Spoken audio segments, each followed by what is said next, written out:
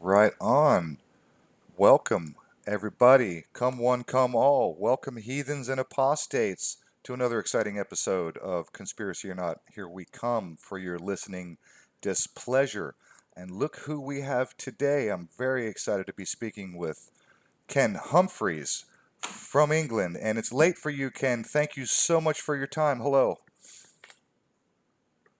Hello. Yes, it's late, but I'll stay with you. Uh, I do appreciate it. I'm a big fan. I'm a big fan. Hi, Amy. How have you been?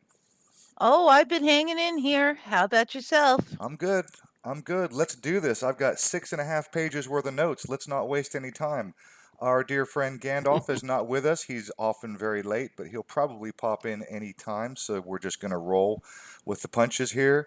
So, Ken, again, I just have to thank you so much for your time. I seriously appreciate it. Do us a favor for those who are not familiar with you. Just go ahead and give us your bio. Tell us who you are, what you're about, and how you got started doing what you're doing.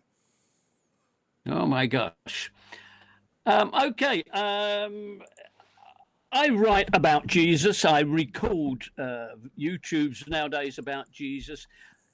Haven't always done that, of course. I've had a varied career, most of it either in the computer industry or as an academic. So I've taught in colleges, both in Britain and abroad.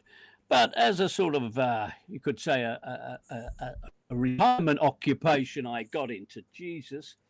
Um, I was born an atheist, I should say that. I was born an atheist and I've always stayed an atheist. So the idea of religion always struck me as slightly lunacy. But people did. I was aware that people did, but I always thought, well, that's for them. They're silly.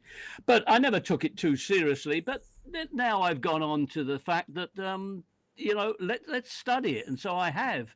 I've studied it from a point of view of a historian looking for evidence of Christ and his church, and early discovery. It didn't take long really to discover that really there was very little evidence. In fact, one would always argue no evidence of Jesus or his church in the way in which one is led to believe. And so I thought this is something worth documenting. That's the whole point. Let's look at what the Bible and its gospel and the Gospels claim, and I've written, what seems to be a rational response to that. And it's led me, first of all, to write a book. I don't know if you can see this. The book, Yep. Jesus Never Existed. In a response to a request for a smaller book, this one, an introduction. And subsequently, I've moved on to YouTube, and you'll find perhaps 100 YouTube video productions which illustrate different aspects of the biblical and gospel claims and what I'd say reality has to prove about those claims. So that's what I do.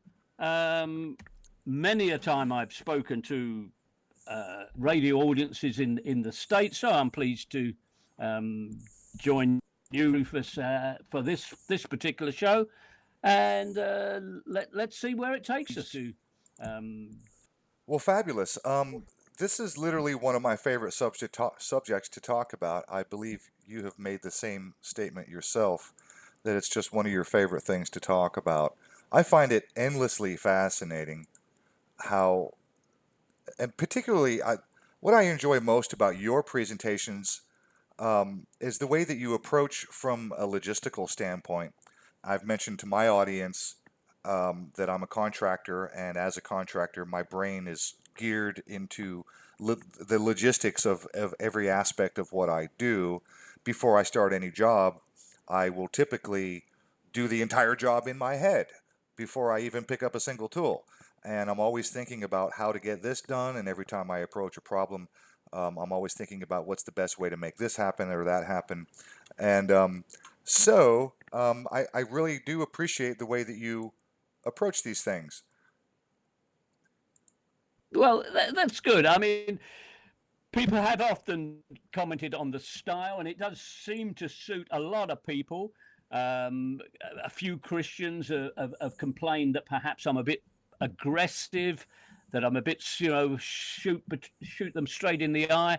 But I'm not I'm not interested in pussyfooting around sensitive Christians who don't like anybody challenging their faith. If it's anything worth defending, they can listen to the most extreme arguments and rebut them if they could, but they can't, of course. So it's a challenging area. It's endlessly fascinating. I don't know how you'd interpret the current scene in the States, but in Britain today, it's hardly anybody has a traditional view of Christianity. It's a very much a pick and mix interpretation of what bits they believe and what they don't. Often they will dismiss some of the stories. They just can't, even Christians can't handle some of the stories. So it's very difficult to have a rigorous debate with Christians in this country. That's why it's fun to come across to the States, and you have a few fundamentalists over there, I believe. We've who got argue. we've got a few and their whole families to go. Sure. Yeah. In fact, it's only a slight exaggeration to say there's a church on every corner. Just a very slight. It's only a slight exaggeration. It's almost literally true that there's a church on every corner. So Yeah, and that sort of it's challenge. Europeans. If I can be so bold to say, Europeans find America's fascination with Christ and Christianity a bit over the top. Europe is largely post-Christian. It's a quaint historical phenomenon that whereas America still seems to be living and breathing it, which is odd for a prosperous country. it's extremely odd. In fact, it's almost as if we've taken a step backwards. I'm not sure if you're familiar with the NIFB, the New International Fundamentalist Baptist Church. There's a pastor in particular called Stephen Anderson who is openly calling for the death of gay people. I'm not even joking. They're almost as bad as the Westboro Baptist Church, and I'm sure you're familiar with those characters, the guys with the I've heard of that one, yes. the rainbow-colored signs that says God hates fags, and these are the people who go and protest funerals for soldiers. Just the worst dregs of any society or any religious group whatsoever. Yeah, we're pretty embarrassed in America when it comes to our religious fundamentalism. At least some of us are. Yes, those of us who look at it and go, "Oh my goodness." So you've always been an Yeah. atheist. So you're not one of those people who was raised in a religious family who had to, wake yourself up and shake off, right? So you've always been an atheist, yes? No, absolutely not. The point is worth making because a lot of the writers who write about Jesus from a mythicist point of view are ex-Christians, ex-fundamentalist Christians. They were raised, some of them were even ministers in some church or other, and yet they reached a point where they could no longer believe the fables. They began to realize that the whole thing was a fabrication, and then they crossed the tracks and started to argue against it. Now, it gives them one particular advantage, that from knee high, they learnt all the stories about Jesus and what he supposedly said and did. Whereas my family didn't take any of that seriously, and I grew up in an atheistic culture, and it was just something strange. Where the odd religious person was a little bit of a freak, and so I've had to learn a lot of that fundamentalist stuff from the word go. But it does mean that I didn't get indoctrinated in a way that many people struggle to escape. Right. And I hear that from people who write to me. They say, I have been a Baptist preacher for 20 years, but I realized in the last 4 years it's all rubbish. And they've finally escaped after a lifetime of living that nonsense. Yes. I count myself as very lucky too, because my parents made the conscious choice to raise their children without religion. And the only time religion ever came up in my family was these people believe this and those people believe that. And that's as far as it went in my family. Lots of Well, love. excellent. You know, when it It comes was, to when it comes to preachers and ministers who, like you said, you get that letter, um, that has to be the hardest. I mean, it's one thing for an individual person to just come to the realization that they either don't believe anymore or that it's all rubbish, but it's something else entirely when your livelihood and your mortgage, your friends and your family completely depend on the fact that you're a minister, and then, I mean, to leave. I mean, that's your job, literally. What else are you going to do? You spent your whole life. You don't have a trade. You don't have a craft. How else do you even earn an income? I mean, those people really have it hard. And I'm pretty sure you're familiar with Dan Barker's.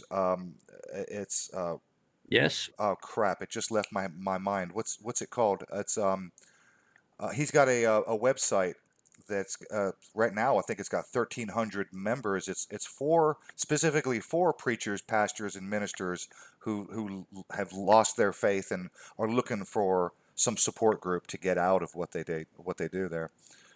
Yeah. I'll think of it in a It's moment. a stand. Sure. It's a little bit of a joke, certainly among humanists in Britain, that, but most clergymen for the Church of England are non-believers. They're either atheists or they certainly lost faith in the whole Christian bit. Oh, But a actually, house it's called the and clergy. It's called the Clergy income. Project. It's called the Clergy Project. Yeah. So that Dan. Right. Yeah. Yeah. So they have to live a lie, but at least it's what, a 1 day a week job or whatever it is they do. Right. Right. So let's jump right into this. First question I have for you is something that has just sort of stuck in my craw for many years. This concept, this idea that this Satan character would do God's bidding and punish the unbelievers and punish the apostates and the blasphemers and whatnot. I found it really bizarre just almost my entire life. This Satan character who the antithesis of God, he is the poser of everything that God stands for. Why would he bother punishing people? Isn't he the first one to reject God? Why would Satan basically punish people for doing what he did, for rejecting this idea of God? Do you know what I mean? Do you understand what I'm saying? It's just a bizarre notion that Satan would.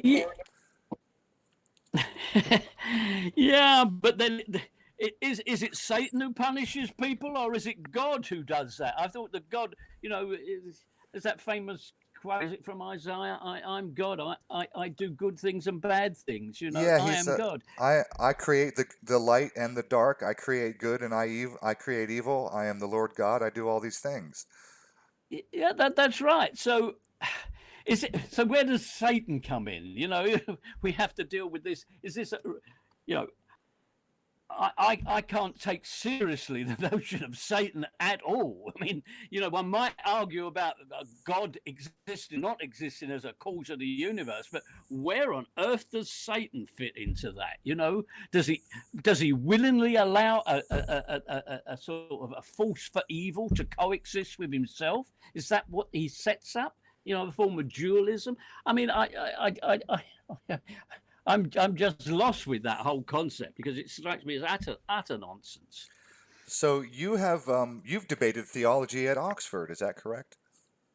Wasn't that the Oxford? Where was that? I Oh, saw you debate. I've debated many places. I'm not sure theology per se.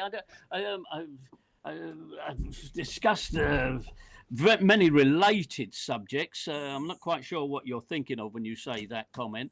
Um, I don't always discuss Jesus. I mean, I'm often called into discussions on the nature of God. Does God exist? You know, yeah, and you can run through the various arguments, and it's been done so effectively in recent years with Richard Dawkins and Chris, what's it? Chris, the name forgets me at the moment. Christopher somebody. Hitchens. You know, we've had the God is not great. Hitchens. Hitchens, that's it, Christopher Hitchens. You know, they have very effectively dealt with the problems of supposing a God exists. And one of the other interests I have, quite apart from Jesus, is cosmology. And the more that we understand about the scale and complexity of the universe, a God coming into it is vanishingly irrelevant. You know, it's so pathetic to think that there's a God behind it all when it's such a marvelous creation. You know, and it's well, there we go. I find it.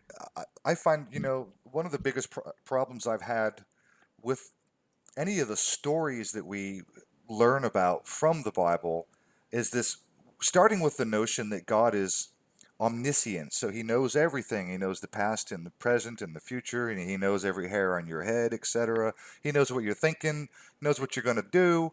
And then when you apply this concept of omniscience to any of the stories relating to the Bible where God is directly involved, particularly Genesis, the garden, it's just absurd on its face, is it not?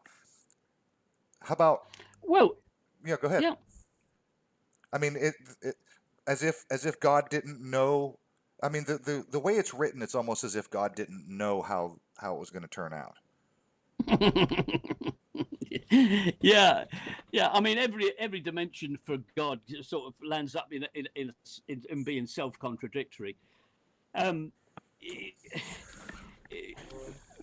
where do we begin with that notion? You know, the church itself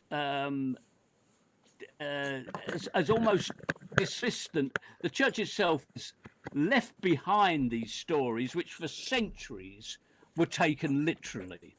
Yeah, there was a literal belief in all those stories of Adam and Eve and Noah's Ark and those stories. But of course, once modern science appeared and began to contradict the church in such fundamental ways, of course, the church had to begin to migrate its understandings of the Holy Scripture from a literal truth to allegory. And so these stories had to be interpreted. You know, they weren't meant to be literally true, but allegorical truths. And so that's when the old edifice of Holy Mother Church began to collapse, really, and the emergence of the modern world. And the more that science advances, the more that I think it still remains true. Religion is backed into a smaller and smaller area.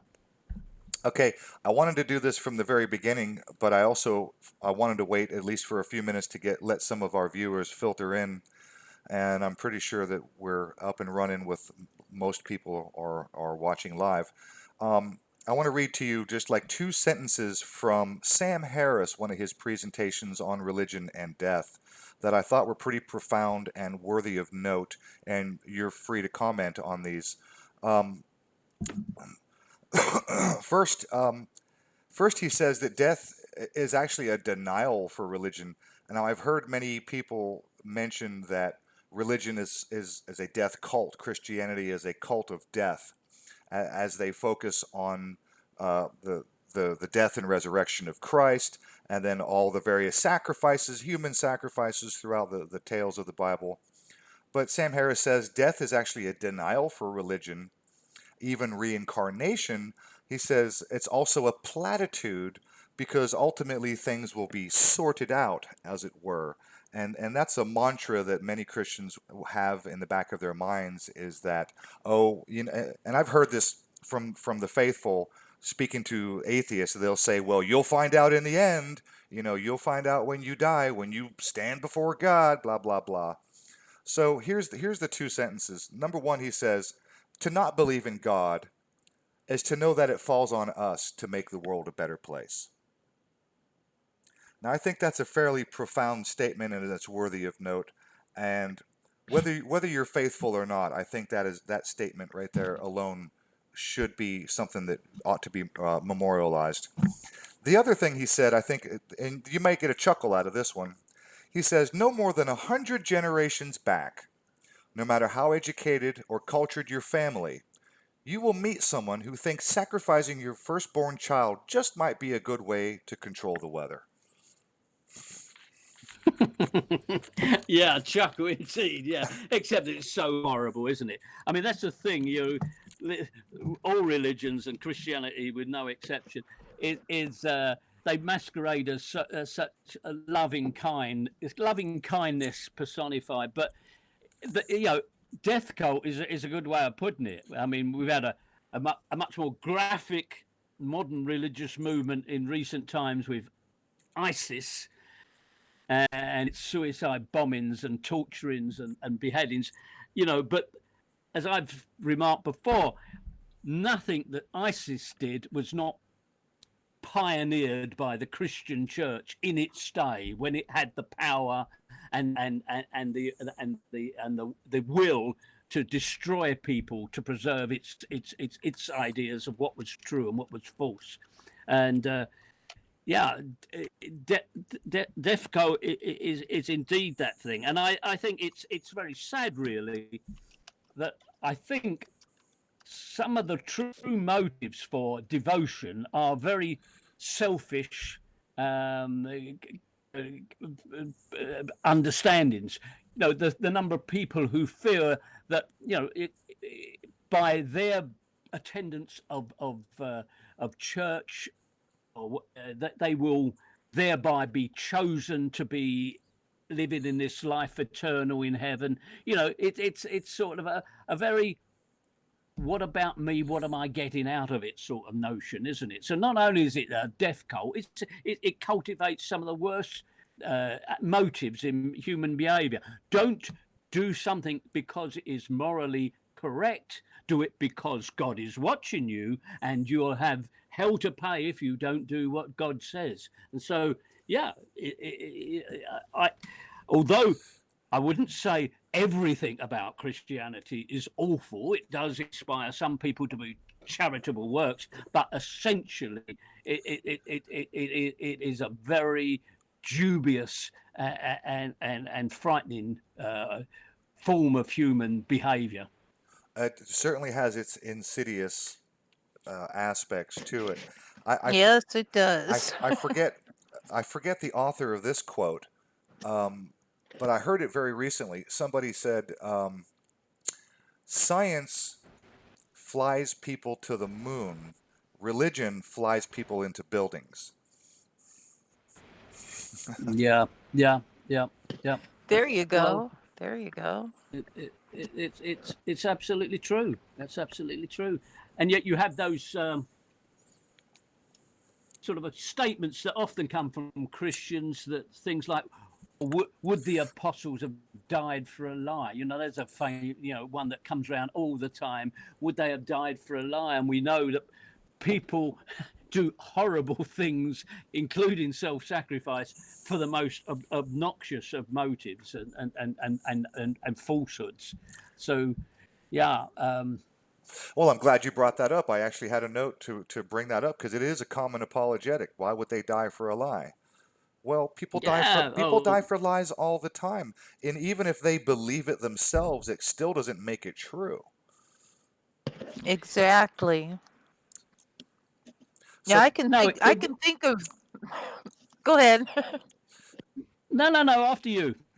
Well, I was just going to say I can think of several things where people have died for lies. And agreed, it doesn't make it true just because they decided that it was. Yeah. I've heard, as you can imagine, I've had my website for many years, and I've had many responses from Christians, and the defences are so predictable, that it almost, you could almost sing them. I mean, this is the die for a lie one, and there's always that one. Yeah, but what have you got to lose? You know, if I'm right, I'll wake up with God. But if I'm wrong, well, I've done the right thing. But you haven't got anything to look forward to. You know, there's another apologetic. You Oh, you that's you, you get the Pascal's one. wager. Yeah, that's right. I mean, it's so blatantly false. I mean, so why don't you believe in the Norse gods, for example? Why is it the Christian gods the right one then? You know, that doesn't prove anything. But as often has been said, people who come to Christian faith but not from logic, um, you'll never defeat them by logical arguments, because it's not where they're at. That's I right. mean, and I have given lectures, for an hour or two, and people have simply smiled at me at the end. These are Christians, smiled at me at the end and said, "Ah, yes, but I know Jesus loves me, and I know Jesus helps me, and I talk to him, and and there's no logical way out of for them to be led out by logic, because they just don't want to believe in logic. They find there's a higher truth, than rationality. That on the concept of Pascal's wager, I would say, just simply considering that this idea that God is omniscient, Pascal's wager falls on its face with that thought alone. You can't convince yourself. You can't make yourself believe something. You have to be convinced of it. So if God knows your mind, then He knows that your heart's not in it, that you don't really believe it. So I don't see how Pascal's wager would fly by someone like God, who is omniscient and can read your mind. No, no, No, it's no. absurd. Yeah, but it still has currency. We still have to rebut those sort of arguments endlessly. It's true. Yeah, it is endless. But on the other hand, I have to realize that there's new people listening, new people, thinking about these things all the time, and they haven't heard all of the counter apologetics, and so Oh yeah, yeah, yeah, so it's yeah. it's I take your point absolutely. so it's still, the battle. It's still going to be a battle, and it's still going to be a worthy conversation, and it's still worth having. So let's get to our topics. I want to talk about Paul. Are you ready to talk about Paul? Because I'm always ready to talk about Paul. I have a friend, an older gentleman, who espouses Paul all the time when him and I speak, and we're always talking about these things. And he, like many Christians, they they hold up Paul as the pillar of the whole narrative. So, in one of your presentations on YouTube, you mentioned in Acts that as they describe Paul, the author of Acts describes Paul, the final chapter pretty much fizzles out. I mean, what's going on there? Well, how is it that this character Paul? I mean, we don't know how he died, right? We don't know when, where he Mm-hmm. died, how he died. We don't know Mm-hmm. any of the circumstances. All we know is the last little bit of a tale of his life, where he was supposedly renting a house for a couple of years. We don't know how he paid for it. He had a Roman guard or two keeping an eye on him, supposedly under house arrest. He was receiving guests. He was receiving Jewish high priests as house guests. So it was no small abode. So what? Talk to me about Paul. What's going on there? Well, Paul, yeah, I love Paul. Paul is in many senses dominates the New Testament at least as much, if not more, than Jesus. He's much more substantial. His life, in one sense, echoes that of his master, of Jesus, but in another sense is like a miasma. You can't actually find Paul in reality, in history. That's an extraordinary thing. When you look at Jesus, you get the so-called witnesses, non-Christian witnesses of Jesus, the odd paragraph that's in Josephus, the reference by Suetonius, the reference by Tacitus, and so on. You get those passing references which any mythicist has to rebut again and again and again, right? But with Paul, there are no secular references to him at all. Now, why is that interesting? Well, it's interesting because he supposedly dominated the world in which he lived, in the sense he would come into a town, let's say Ephesus, one of the major cities of the Roman world, and turn it into, overturn it, the peaceful city, into a tumult. There would be the riot in the theatre caused by Paul, and yet all these events are never recorded in secular history at all, right? So all we have to go by is what the Bible presents on Paul, right? Now, okay, so it presents a lot, at least a third of the New Testament is taken up with Paul in some fashion or other. Now, if you follow the story in Acts as if it were history, it presents endless problems. Now, you mentioned about the bit where at almost the end of his story, where he comes into Rome. Now, let's just pick up the story there.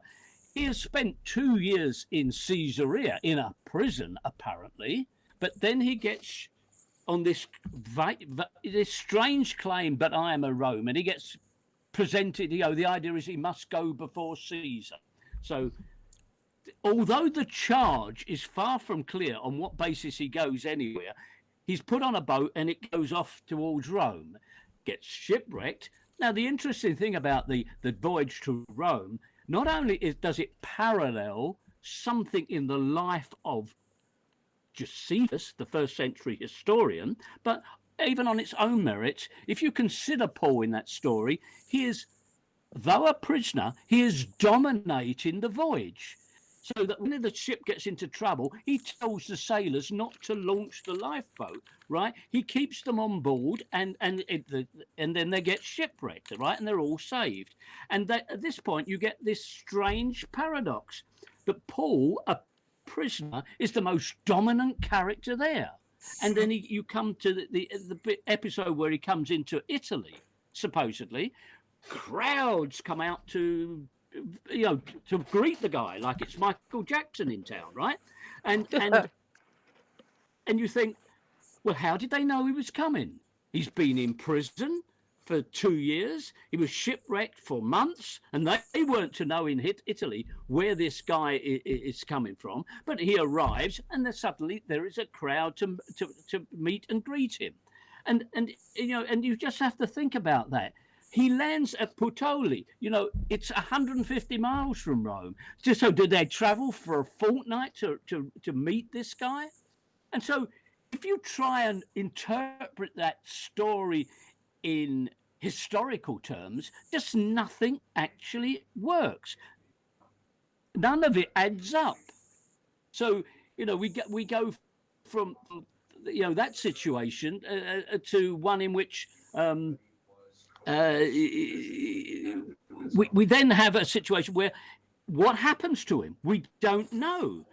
The Acts of the Apostles, as you say, finishes with him renting his own house, but it obviously is not some little grotty apartment in a tenement block, because he entertains visitors, he preaches as he will, and he holds court before the Jewish leaders and convinces half of them. You just cannot fit this story into reality, and even the writer of this story doesn't finish the story off in any satisfactory way. It just stops at that point, and I think he just ran out of steam at that point.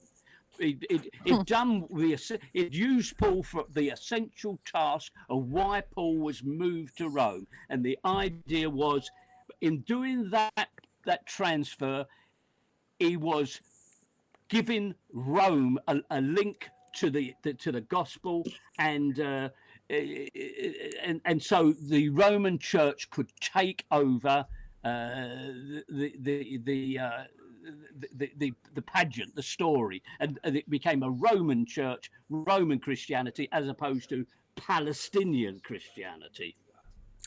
So Paul is attributed to founding churches. Is that correct? Like very much like Peter. Well, supposedly so. Supposedly so. That is another dimension to Paul, and if we put that story to, in it again in its context, we learn of Paul. What does he begin with? He begins with as a zealot Jew who persecutes the church. Well, that's the first bit of nonsense. We don't have anything that substantiates that story. It's simply a Christian tale that's how he began, right? But after his conversion, he goes off around the world. He makes these various journeys. He first of all goes to Cyprus. And again, there's nothing that substantiates that Paul was ever in Cyprus, but the story is there. He goes to Cyprus, and who does he convert? Converts the governor of the island. Now, that's again an extraordinary claim. The governor of the island becomes a Christian, but that bit gets dropped out. It's not reiterated anywhere else. So it's each step of the journey, and I've tried to follow this journey on, in reality, I've tried to follow this story as much as I can, and none of it really adds up when you actually spell out what is claimed. If you read it quickly and believe this fairy tale in your head, then yes, you have faith. But if you try and test it in the real context, none of it will work. None of it will work. And it is simply symbolic. Well, what is the symbolism? The symbolism is this is the supreme evangelical for the early church. Here is someone who is the best that could be. A persecutor turned persecuted. Yes, that's right. The persecutor becomes the perfect Christian. Yeah, and you see that the Jews don't mention Paul. Paul's nowhere found in that in the Jewish scripture. As so much. So who was Paul? Who was Paul as the persecutor? I mean, under what authority, and what was Paul doing as the persecutor? Who did he work for? Why was he the persecutor in the first place? Well, that is again, isn't it? Why is Paul is introduced to the story as a young man, right? So that is the only indication we have of his age. As a young man, he is holding the coats of the people who are stoning Stephen, right? The first Christian martyr, right? The first Christian martyr, he's holding their coats. Now, and it says he approved, right? He approved. It's like watching a beheading by ISIS, he approves of what's happening.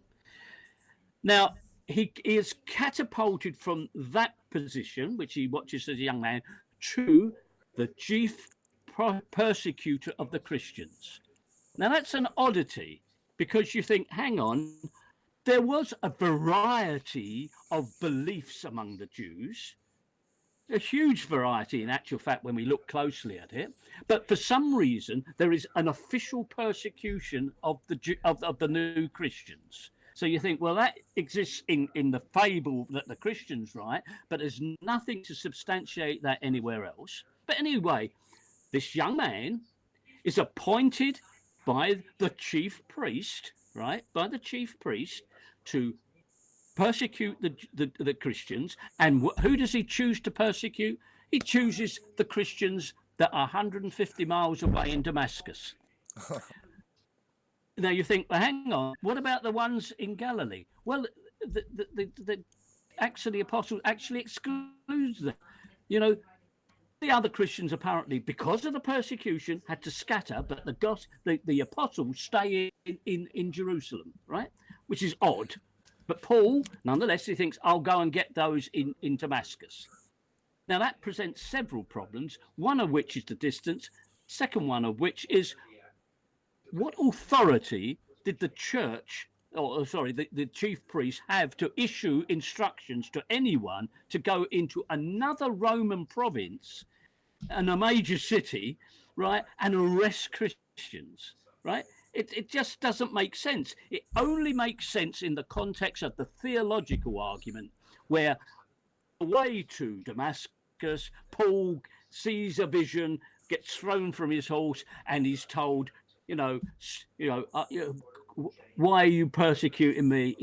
This is what Jesus says. Why are you persecuting me? And he is momentarily made blind, and he then is led into Damascus, where he is baptized.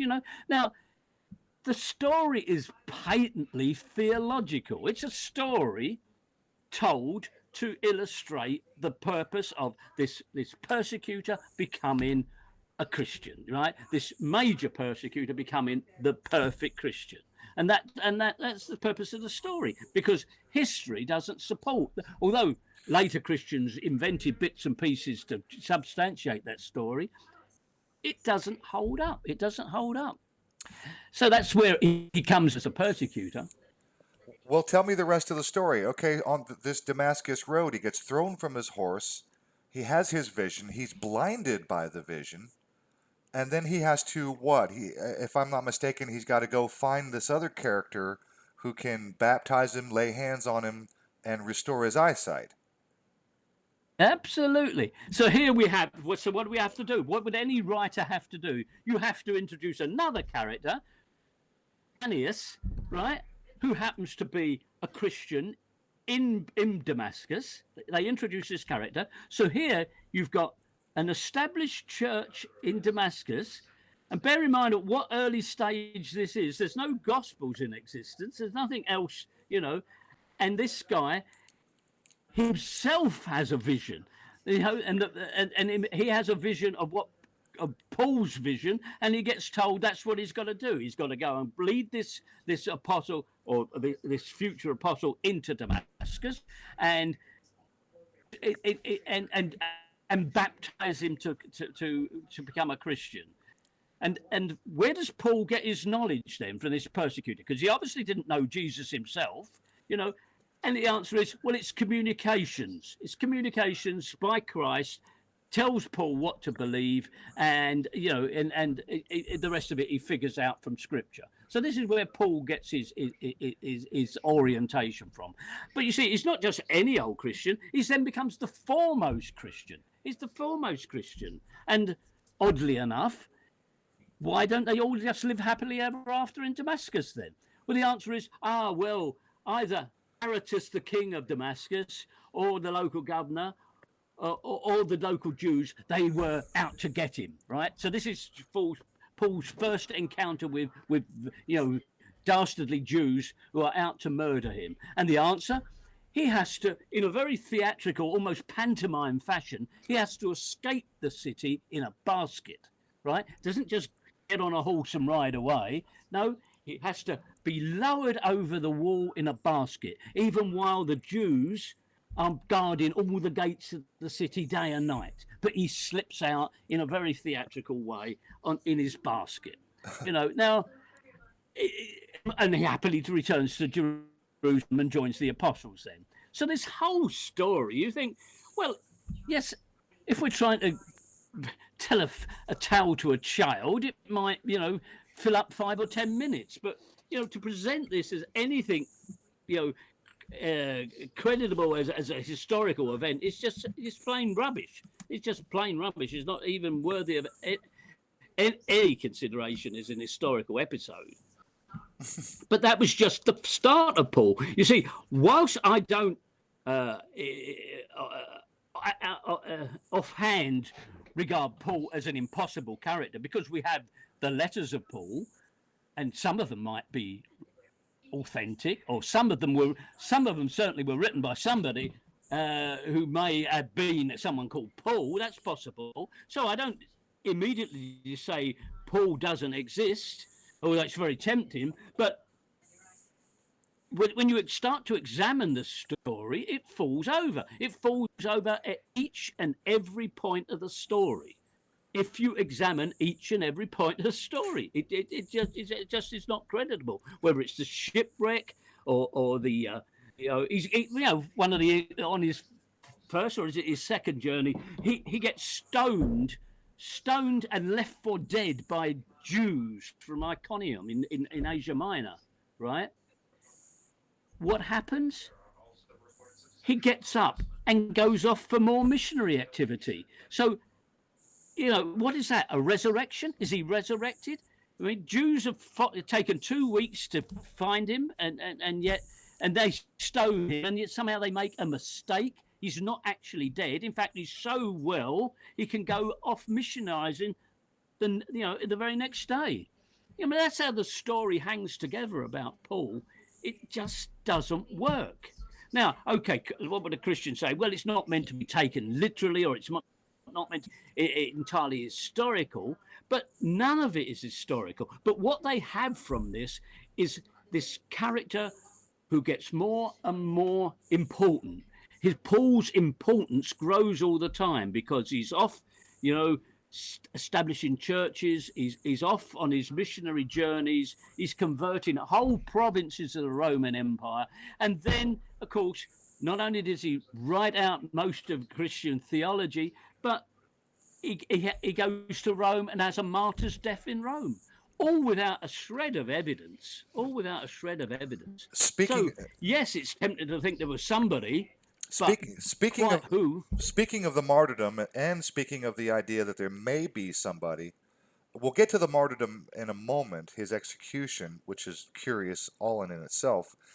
Is it true, Ken, that there are examples? Now, I don't have verification of this, but I have heard, and it wouldn't surprise me one bit. But is it true that there are examples where the church has actually fabricated various documents so that they can then later on retroactively use those documents as verification for one thing or another? Well, that has certainly happened in the history of the church, and in spades. I mean, yes, there has been there's no question about the forgeries within Christianity. I must switch off that television for a second. Yeah, no worries. Yeah, so the reason I asked that question, just to keep the audience, to keep the ball rolling, when Ken was mentioning that we have the letters of Paul. So Ken, when you were mentioning that, we have the letters of Paul, and obviously somebody wrote the letters, and you didn't automatically discount Paul as a man who may have done things, and so this is why I asked that question, because I'm pretty sure that the church has in fact forged documents so that they can then later on go back and say, well, we have the letters here, we have these documents, and therefore that proves this part of the story. Yeah. In regard to Paul, of course, this is a question of what was actually written by a person who may have been called Paul. And we already have to distinguish between authentic and inauthentic epistles. There's 13 epistles that sometimes are ascribed to Paul, and yet they are questionable whether they were ever actually written by someone of that name, right? Because they serve purposes that meet the needs of the church in the 2nd century. There's nothing that places them retrievably in the 1st century at all. So there are pastoral epistles, there are prison epistles, there are Catholic epistles. Now, a Catholic epistle is written to the entire church. Now, that doesn't sound like the beginnings of a church, does it? If you write, it's almost presupposes a massive movement that grew overnight. But if it did, nobody noticed. That's the thing, isn't it? Nobody noticed this explosive growth of the church that supposedly happened. But coming from the point of view of the Acts of the Apostles, you have the impression, within weeks, the church, which was only 120 strong at the time of the just after the crucifixion, then becomes several thousand within weeks, and you then get the conversion of whole cities, if not whole provinces. Philip the Deacon converted the whole of Samaria. This sort of thing.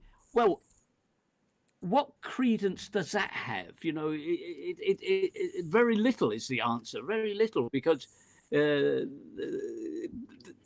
these stories just there's fantasy stories. People do not change like that. Let's consider the fact that Paul goes into a town, gives a sermon, and leaves with a fully fledged church existing there. Now, that is the proposition that you come to again and again in the Acts of the Apostles.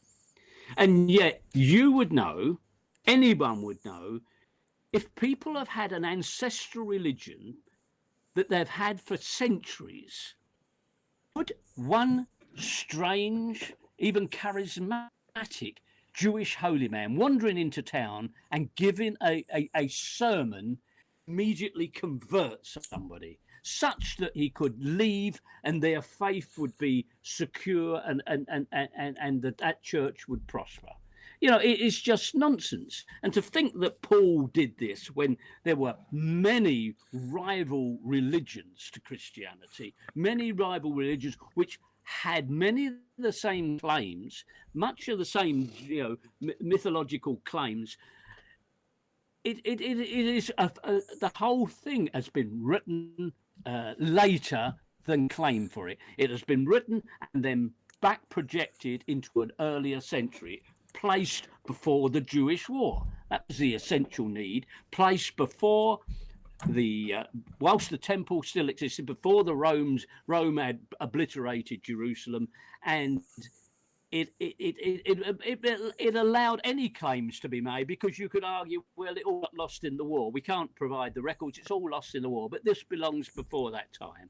And so in the 2nd century, the church began to fabricate its needs. And among those needs were certain epistles written, but given the name of Paul. So we could say by that stage there was somebody who had sufficient kudos with other people writing in his name, and they could pass these materials off as Paul's. And one of the first to do that we have evidence for is Marcion, the early bishop of the church, who set up a rival church to the official church, or the Catholic Church. And he was the first person who produced this a set of Pauline epistles. And someone like Justin Martyr in the middle of the 2nd century had never heard of Paul, right? But Marcion had popularized the idea there was this Paul character perhaps 20 years earlier. And by the end of the 2nd century, this Paul and all those people who have contributed to the story of Paul, is fully fledged by the end of the 2nd century. Tell me about Paul in Athens. How is it that this guy goes to Athens, has he wanders into Athens and he has a meeting with the Athenian philosophers, and within one or two short meetings, a couple of days, a few conversations, he out-philosophizes them. Ultimately, he leaves Athens, and nothing happens. No church is founded, no Christianity founded. What happens there? Well, that you've said it in a nutshell. That really is the story of Paul in Athens. I mean, let's put it in context. Athens was past its grand days, but the Romans, valued Greek culture for sure, and it had a special role as a center of philosophy and rationality. Now, the Christian church obviously had to meet and defeat the philosophers of Greece. They had to rebut that school of thought which dismissed anything that came out of Jerusalem, Judea and Christianity as simply superstitious nonsense, right? But so Paul serves the role in Athens of defeating that idea. Yes, he has to go to the Areopagus, this place where he gives a sermon, a big rock that faces the hill in central Athens, and well, it's quite curious because the Athenian philosophers almost act as the local police in this. It's this story from Paul, or in the Acts of the Apostles. They arrest him and take him to the Areopagus, where he's on trial, right? He's on trial. But of course, in his own magical fashion, he delivers a sermon telling them that they are the superstitious ones, that he knows who their unknown God is. And so there's a little bit of sleight of hand in here, because the philosophers didn't worship an unknown God. The Epicureans were essentially atheistic. The Stoics were much different. So this idea that in a sort of a one shot, Paul defeats the Athenians and dismisses them as superstitious is just, well, it's just ridiculous. It's just it turns reality on its head. And the truth of the pudding is, yes, there was no church founded in Athens for at least 300 years, and the stories presented in the Acts of Apostles are a complete invention. So yes, in each particular place, this same character, Paul, achieves an essential goal of the church, whether it's defeating philosophy in Athens or proving himself a martyr in Rome. They're all parts of the same story, which after one or two instances you realize is overblown, because why is it all on Paul? Didn't Jesus come to earth and elect 12 men, good and strong, and for spreading his gospel? Where's that gone? That's gone out the window, isn't it? It's now all about Paul doing that, but with the essential purpose, it shifts the drama ultimately into Rome and makes Paul a Roman. So, if I could digress momentarily, Paul is the first apostle. Paul is the first to write about Jesus. Is that correct? He's literally the first person. Chronologically, he's supposed to be the first to have written about Jesus. Well, yes, the Pauline epistles are regarded as the earliest source material, earliest Christian material. That's absolutely true. Paul, whoever it was, Paul was writing, he is unaware of the Gospels.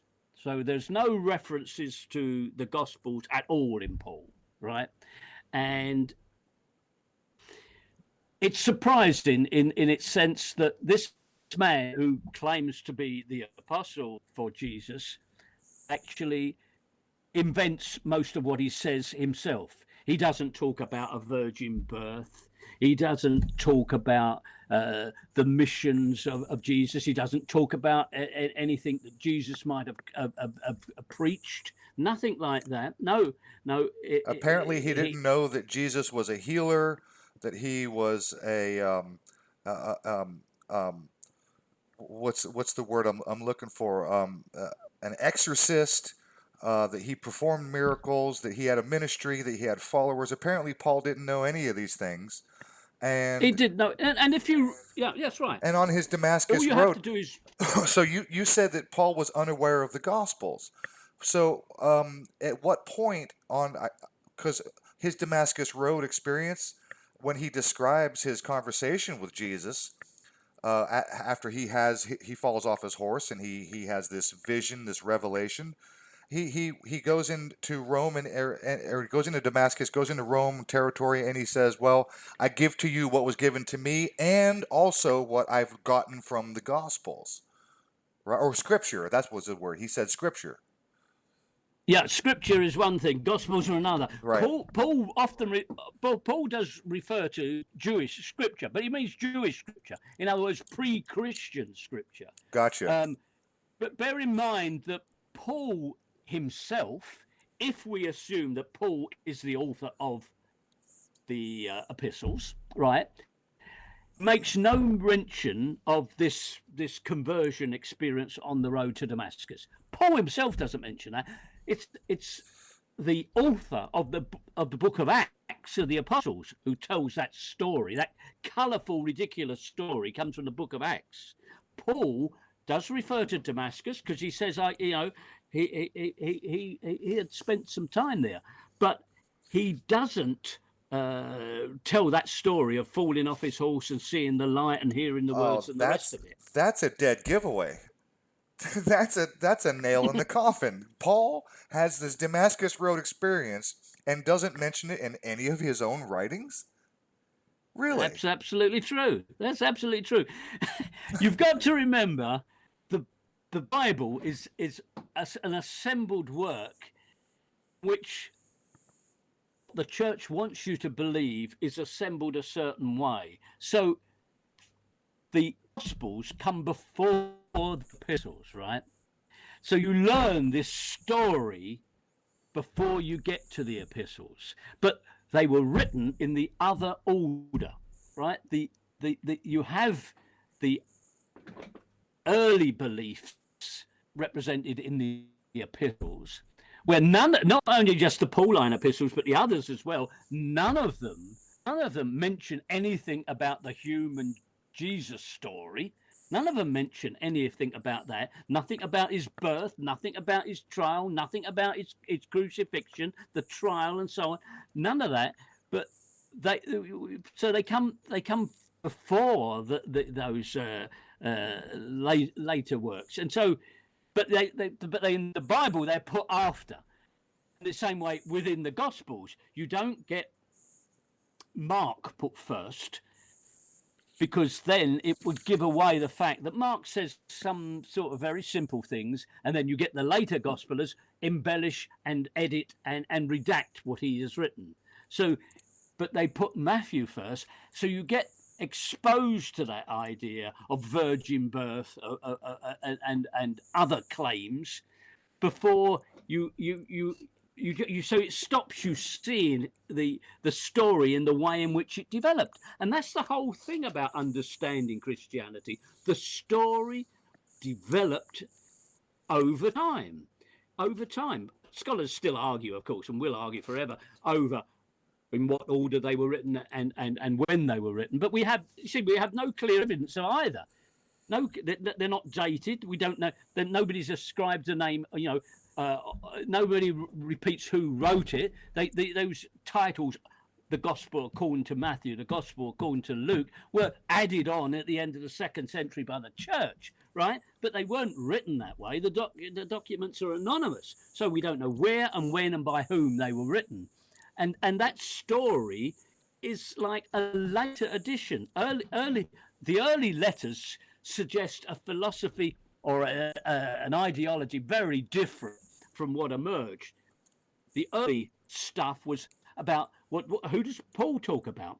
He doesn't really talk about Jesus of Nazareth. He talks about the Lord Christ Jesus, or Christ the Jesus, the Lord. It's a different stress because we're talking about a celestial Jesus. We're not talking about a human Jesus who kicked around some little village called Nazareth.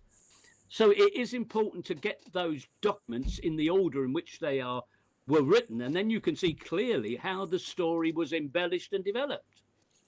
I'm glad you mentioned the celestial Jesus because I am somewhat of a fan of Richard Carrier's work. I was wondering what you thought of his position on this subject in particular, as Carrier describes it, that Paul, like we already mentioned, didn't know anything about Jesus' ministry, his miracle working, his exorcisms, his following, his founding of churches or whatever.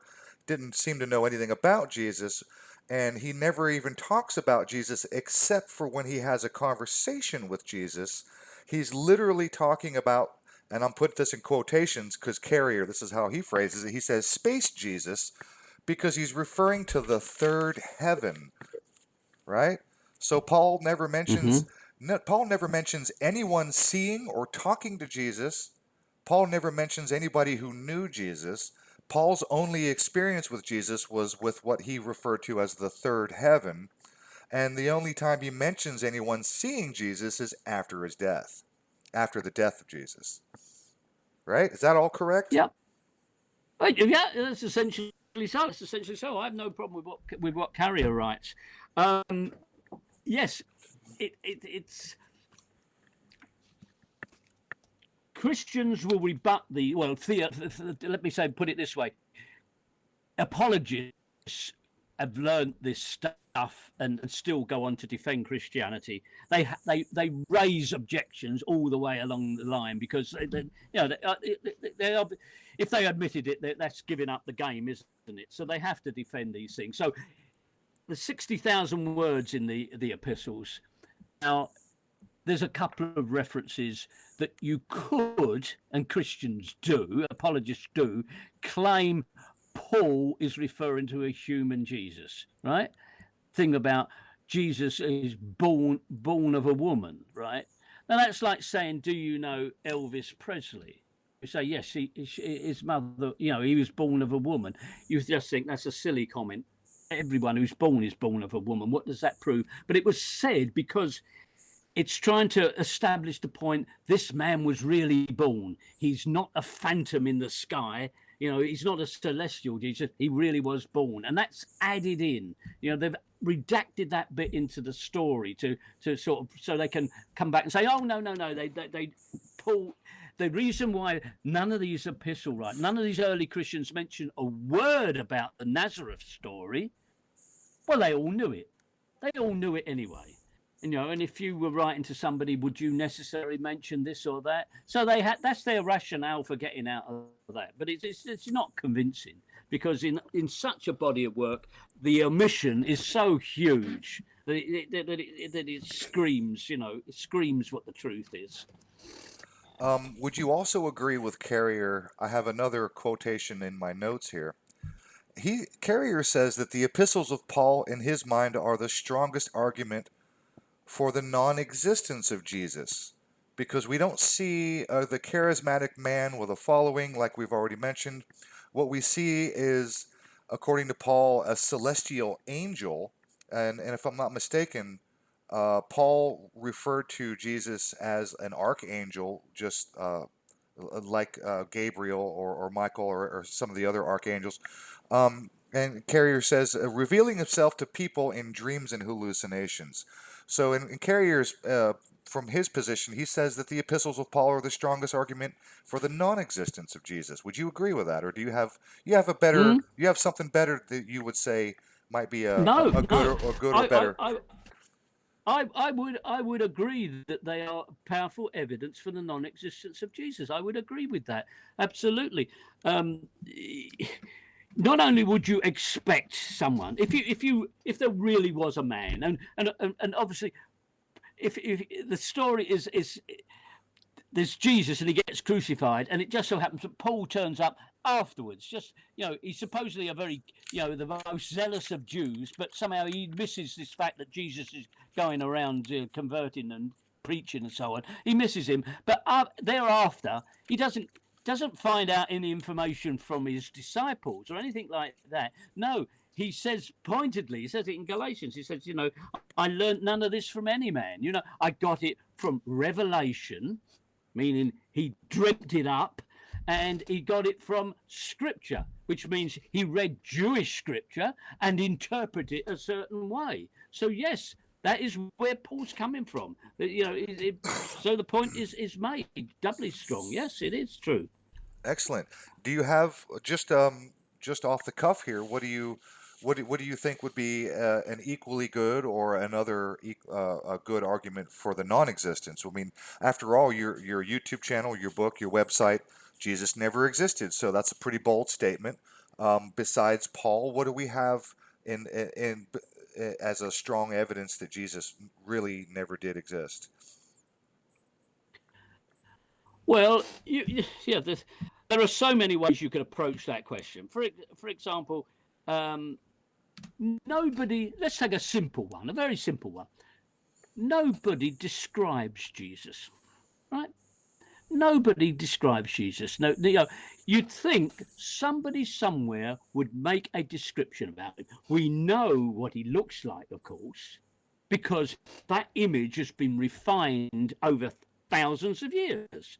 We know he's a slender, long, sort of brownish sort of hair, a certain thin face, gentle, serious look on his mind, and yet none of the early Christians bothered to describe a man at all. There's no evidence for there of of a physical. Now that is unusual. If there was some charismatic person in the world today, you would get hundreds of descriptions of him. Okay, you would get photographs, of course, but even without that, you would get hundreds of descriptions of this sort of person, but you get none of that with Jesus. So there's a simple proof that, why is that? Why could it be that he didn't exist? And then when you look at the very earliest images presented for Jesus, do they have?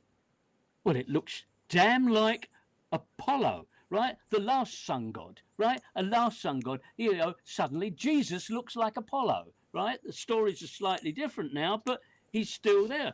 He's got the grapes of Dionysus. He carries the lamb and so on. But so there's another parallel there. Where this comes from. Where else can we turn? Jesus never writes anything, right? You're supposedly on a mission from God, right? A mission from God to bring the most important message to the world in its entire existence. Believe in me and you'll be saved, all right? But he writes nothing at all. Now, that's an odd thing for a guru, isn't it? Certainly, yeah. That's a damn odd thing, isn't it? He writes absolutely nothing. We have nothing except the only thing we have on Jesus is what other people talk about, that Jesus said this and Jesus did that. Jesus, Yeah. we have And you have nothing to from ask, the man himself. Right. That's interesting. yeah. Thousands of people supposedly saw him, cured by him, saw his miracles and so on. None of them reports anything. And yet, when do we get stories about Jesus? Well, the gospel stories are decades later. Right. Decades later, and they're not written in Aramaic. They're not written in Hebrew. They're written in Greek. Yeah. Now, isn't that a bit odd?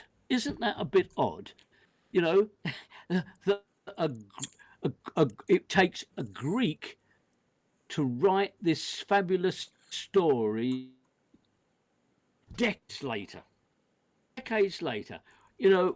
No Jew bothered to write or record anything. And there were educated Jews. There were some educated Jews. So no Jew bothered to write anything. It required Greeks to do that job.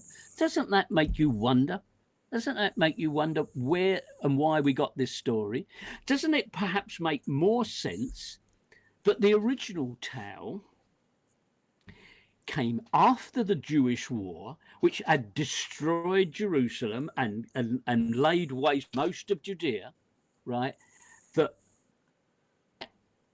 time of desperation, that somebody wrote an encouraging tale of salvation, that although things are bad, they will be better. Right. That the Lord God has not forsaken you. He will remember you, and you will be redeemed.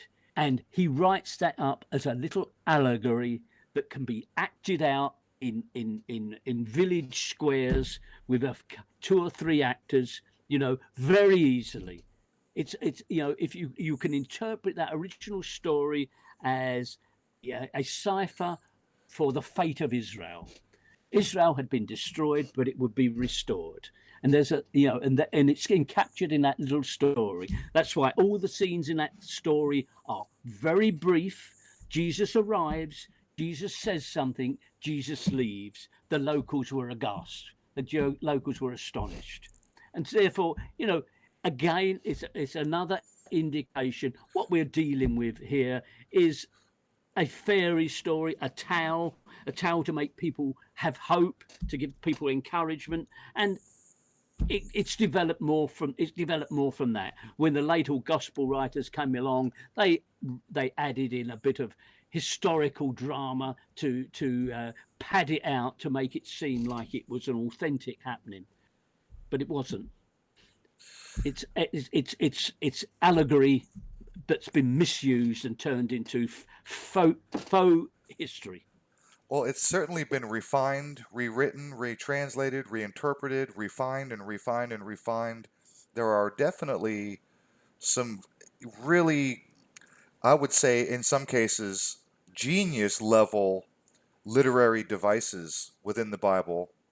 But at the same time, Ken, when I try to read the Bible, and I have tried to read it cover to cover. Now, I've looked at and read many sections and portions, but when I try to read the Bible cover to cover, I can't get through it because it is filled with monumental, mind-numbing redundancy. Let alone the internal contradictions. That's separate. To me, the mind-numbing redundancy. In fact, in some cases, just reading one paragraph consisting of only 3 or 4 sentences, they'll say the same thing 3 or 4 times. I agree. I always found that annoying when I tried to get through that. It's mind-numbingly redundant. What's going on there? Well, it is a very simple story, and if you took out the redundancy, it would be very brief indeed. I mean, take the crucifixion in Mark, where it began, right? And it basically says, and they took him out and crucified him. And he was crucified. And the next sentence is, and he was crucified. Don't tell you where, when, who, what. Anyway, and the later Gospels write a little bit more, but nothing much. I mean, in a way, you could read it all in an afternoon for sure. It's, and yet you have entire libraries filled up today with commentaries. Devoted Christians will give a lifetime to embellish some silly story, and if you were a medieval theologian, of course you had a good living dwelling on these points of what did God mean when he said go. What did he really mean by that? Yes, it's a simple story. It's a simple fairy tale. It clings on by the flimsiest of threads nowadays. I mean, very few. I mean, I have a couple of very good Catholic friends, right? I do. A couple of good, very Catholic friends. And they are devoted to their church, but they don't engage in a debate with me over the history of it. They just tell me, well, can't you accept the good bits? Never mind about whether it's true or accurate. Just accept the good bits. Like, love everybody. Isn't that a good thing? Love everybody. Oh yeah. We'll believe because we love everybody. Yeah. Except they don't. It doesn't belong in the 21st century. Put it that way. Yeah, they love everybody except those people and those people and those people and those people. I mean, come on. Everybody except the out group. Yes, everybody except everybody that isn't in our group. That's basically it. Yeah. So, okay, so before we shift gears away from Paul, we'll go ahead and get into Jesus, but I'm curious about John the Baptist. Another thing that's always stuck in my craw for many years is why and bloody hell would the God-man, the son of the creator of the universe, why would he need to be baptized? And who the hell was John the Baptist anyway? Well, a very valid questions for sure. Yeah, the valid questions for sure. I think any question like that, you have to remind yourself, this story that we know has been developed over time, right? The version that sticks in our mind is often the finished version, the 17th edit, and that's the one we think is true. But if you go back to the first, if you try and recapture the first stories of John the Baptist, well, into an area where Mark tells us that John was baptizing, right? That's more or less the introduction of John was baptizing. And Jesus comes along and John the Baptist baptizes him, right? He's a man. Jesus is a man at this stage. And a voice from heaven booms out. It's God, of course. God is speaking. And he says, "This is my son, and I'm well pleased with him," right? Now, this was a form of early Christianity known as adoptionism. A man is adopted by God to be his means of acting in the world, right? So now that is an early form of Christianity, which was superseded by the idea this Son of God was always the Son of God. It wasn't a man adopted by God to be his Son of God.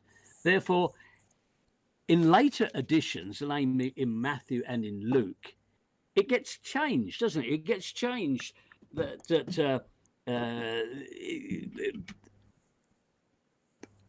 Jesus is, in the first instance, Matthew has Jesus argue with, has John the Baptist argue with Jesus. He actually says, "Why should I baptize you? You don't baptize it." And Jesus gives a wonderful reply, typical of the sort of nonsense you have in the Bible. Jesus says, "To fulfill all righteousness." Now, that's his reply. That's what Jesus says to John the Baptist, why he should be baptized by him. Fulfill all righteousness. And you think, not sure I quite understand what he's saying here. In later Gospels, namely in Luke and in John, well, in John in particular, the whole baptism scene is dropped out. He doesn't have Jesus baptized by John. He doesn't do that.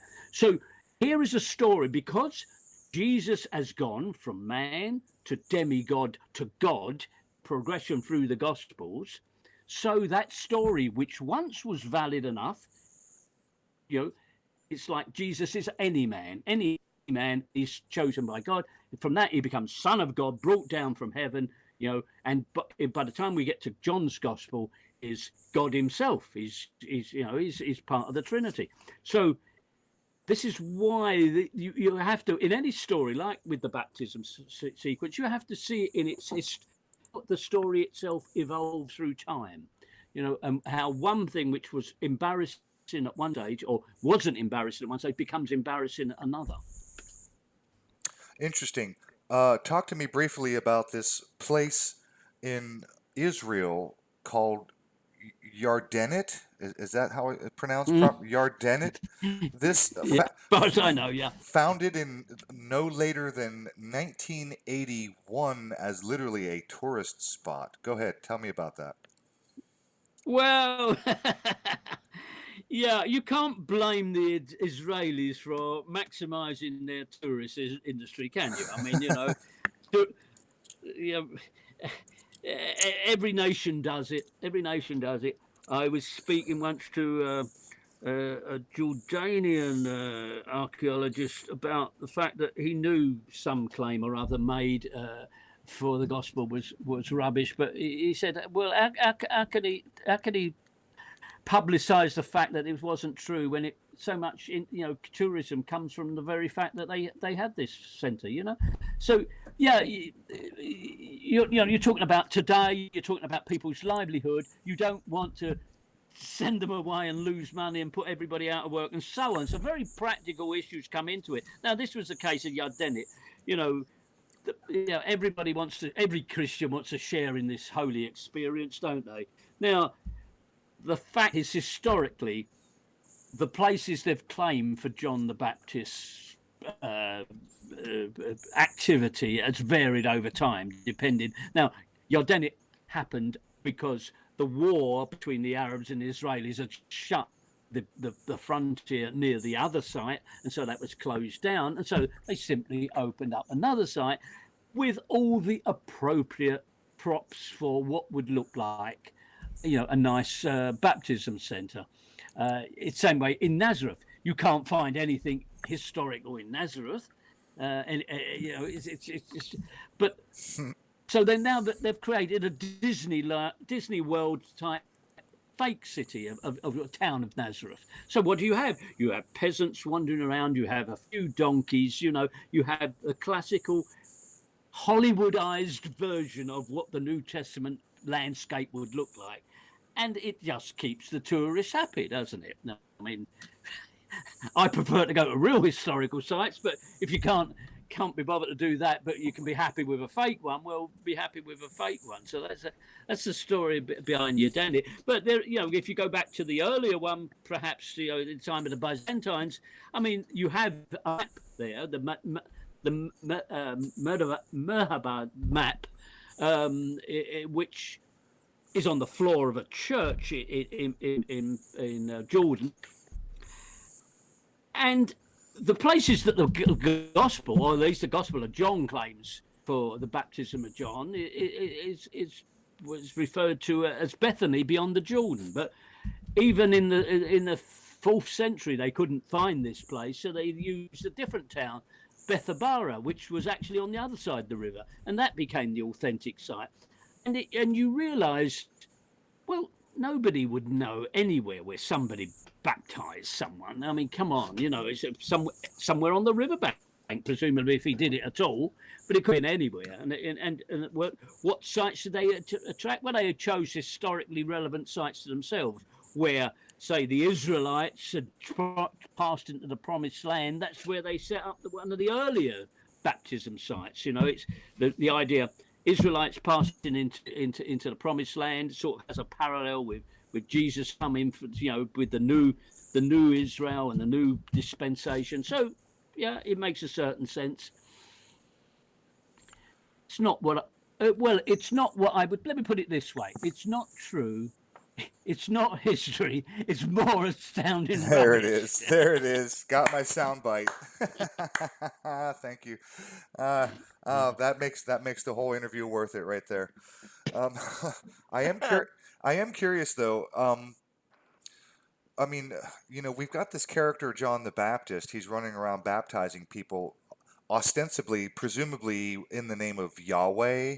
And what gives him the idea? Why baptism? What's with the ritual of baptizing? I think is it not pagan? I think you could. I mean, doesn't it have roots in paganism, right? Death and rebirth, this whole cycle of life thing. It comes from India, I would say. Probably there's more evidence that came from the East than anywhere else, and there is good evidence that Buddhist monks, among others, and certainly, monks or evangelicals from the East came into Palestine and introduced the notion of baptism, a sort of ritual cleanliness. I mean, if you remember, the Bible goes out of its way. The Gospels go out of its way. Say John didn't baptize for the remission of sins, but for bodily purity. I mean, it's the idea that in the presence of God, His spiritual presence, you should be clean. I think would have quite early antecedents, that's for sure. So the Jews adopted ritualized bath, and to be clean in the presence of God. Yes, they had a real thing, of course, about ritual cleanliness. If you touched a corpse, you couldn't attend the temple. A woman was often unclean because of a monthly cycles, and so cleanliness was an issue with the Jews for sure. Now, and I think there's good evidence to suppose there was a person called John the Baptist. Josephus mentions John, a good man who did baptisms, and so we have evidence that there was such a person. Now, I think the important thing to know about John the Baptist yes, Christianity had to deal with this rival cult that was established. And that's why, in a peculiar fashion, really, every mention of John has him saying how he is just the forerunner, just, there's one greater than him just around the corner. Just wait and see. I'm someone who will bring something more than I am. So this is idea. And what John is doing, if you just take the normal clash of early empires, if you defeated an enemy, your God also defeated his God. Now, one way you could represent that is destroying it entirely, but more typically, that defeated God will become a servant of your triumphant God. Oh. So he becomes part of the pantheon, so your lesser gods are serving him, and it just emphasizes your victory and your dominance. And this is what happens with John the Baptist. John is given in the Christian holy book, not in their own holy book, in the Christian holy book, John is given these words to say, one greater than I is coming, he will baptize you with the Holy Spirit and so on. And so he subordinates himself. The lovely reference is that one about, he could, in John, I think, I'm not fit to tie up his shoelaces, basically. He really goes out of his way to finish and denigrate himself in building up Jesus, because of course it was a rival cult, as I say, and interesting enough, it wasn't even defeated by Christianity. It went on for centuries. Why, despite the fact that Jesus supposedly came along and took over. So yes, so it's not surprising that this happened, and all the way along, Christianity has had to meet the competition by a mixture of direct assault and integration of what the enemy is saying.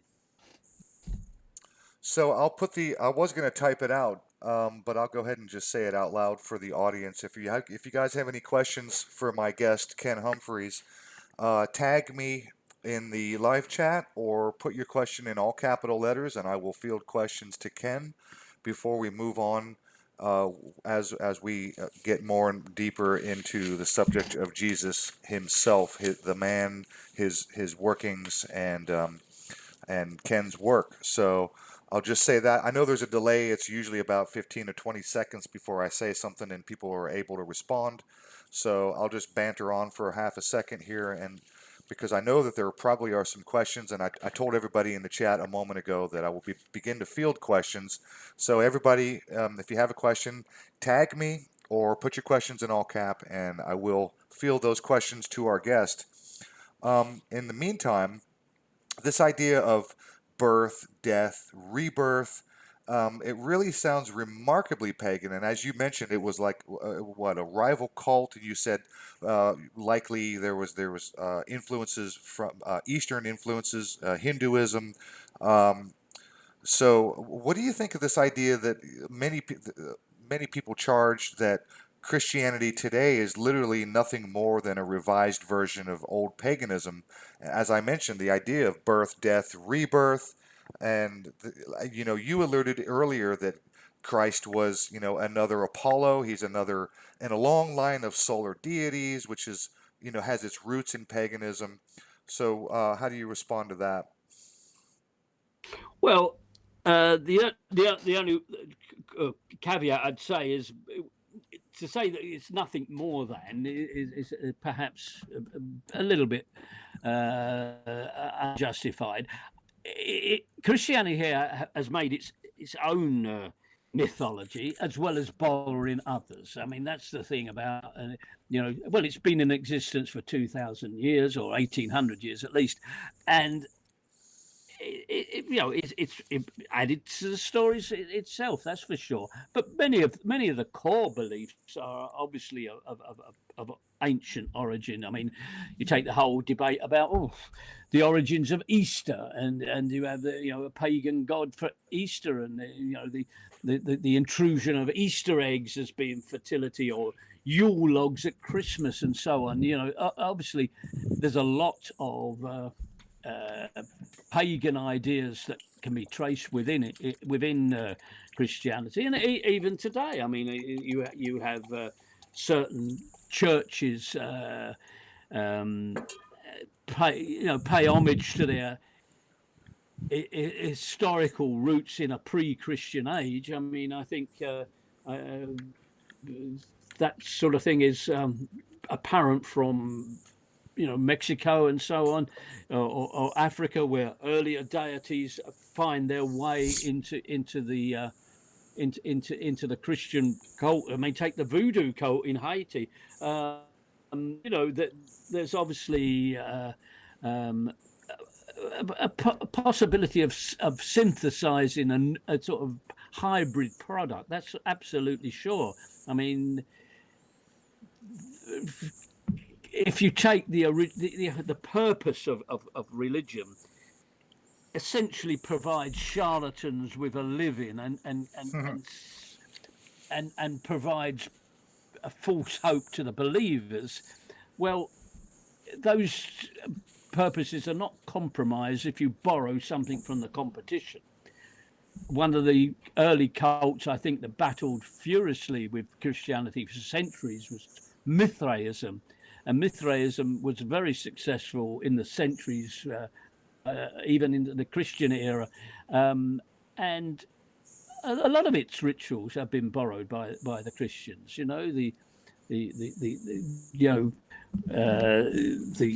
The symbol of the cross, baptizing somebody with a cross, it seems to come from Mithraism. It's not unique to Christianity in its references to the crucifixion. And the idea of a supper with the Lord, I mean, that was very much a pagan idea. If you were a devotee of a particular cult, you would have occasions when you would all sit round at a ceremonial dinner, and the god would be present, whether symbolically in the figure of a statue or in some other spiritual form. So, yeah, there's a lot of paganism within Christianity, for sure. So,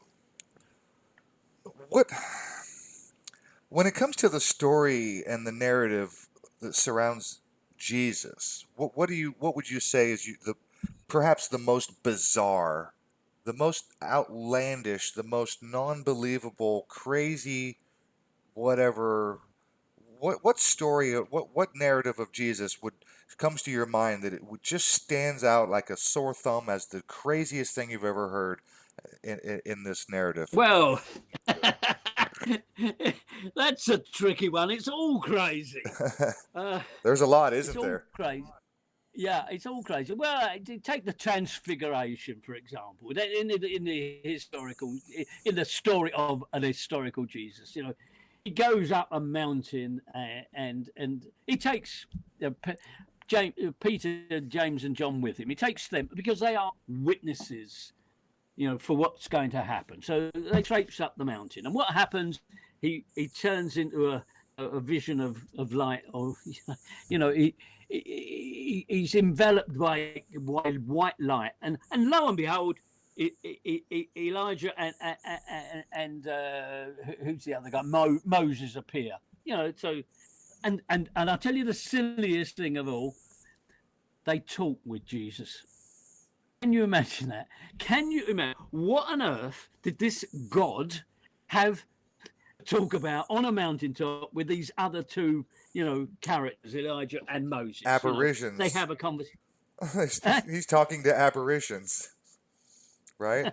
Apparitions. Yeah, that's right. It reminds me of Star Wars, right? Yeah, that's right. Well, that would be, that would be the projection. Yeah, but it's in fact they talk to them, and you think, oh right, as you can say, how you going, guys, or something. It's just sort of a ludicrous thing. So Jesus goes up and he has a conversation with Moses and Elijah, and what do we know about that conversation? What is the conversation? Yeah, I mean, It, is there anything well, it written? doesn't say.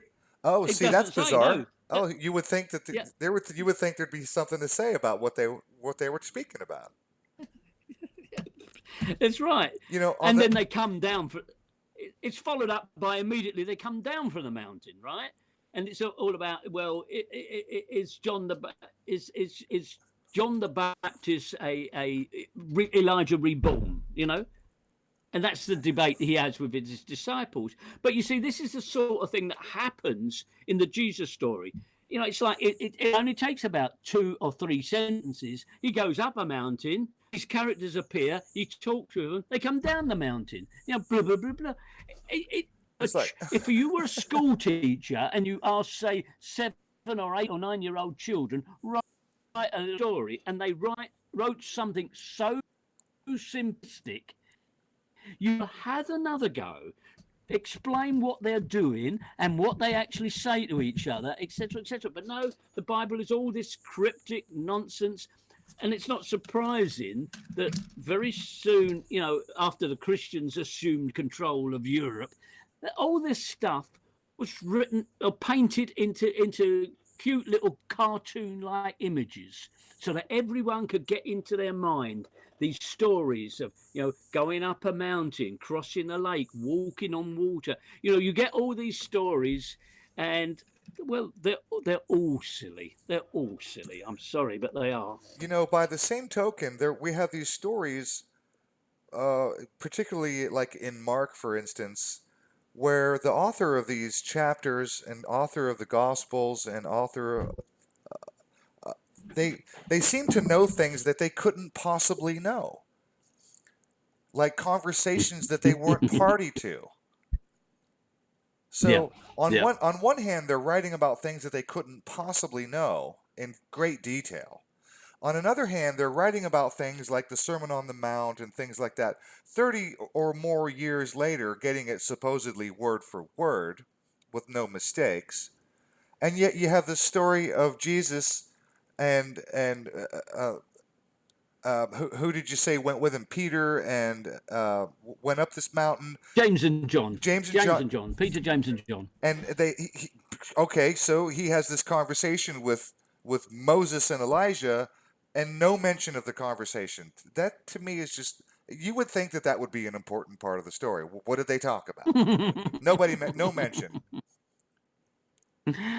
Well, no, I mean but it's symbolically it says a point, doesn't it?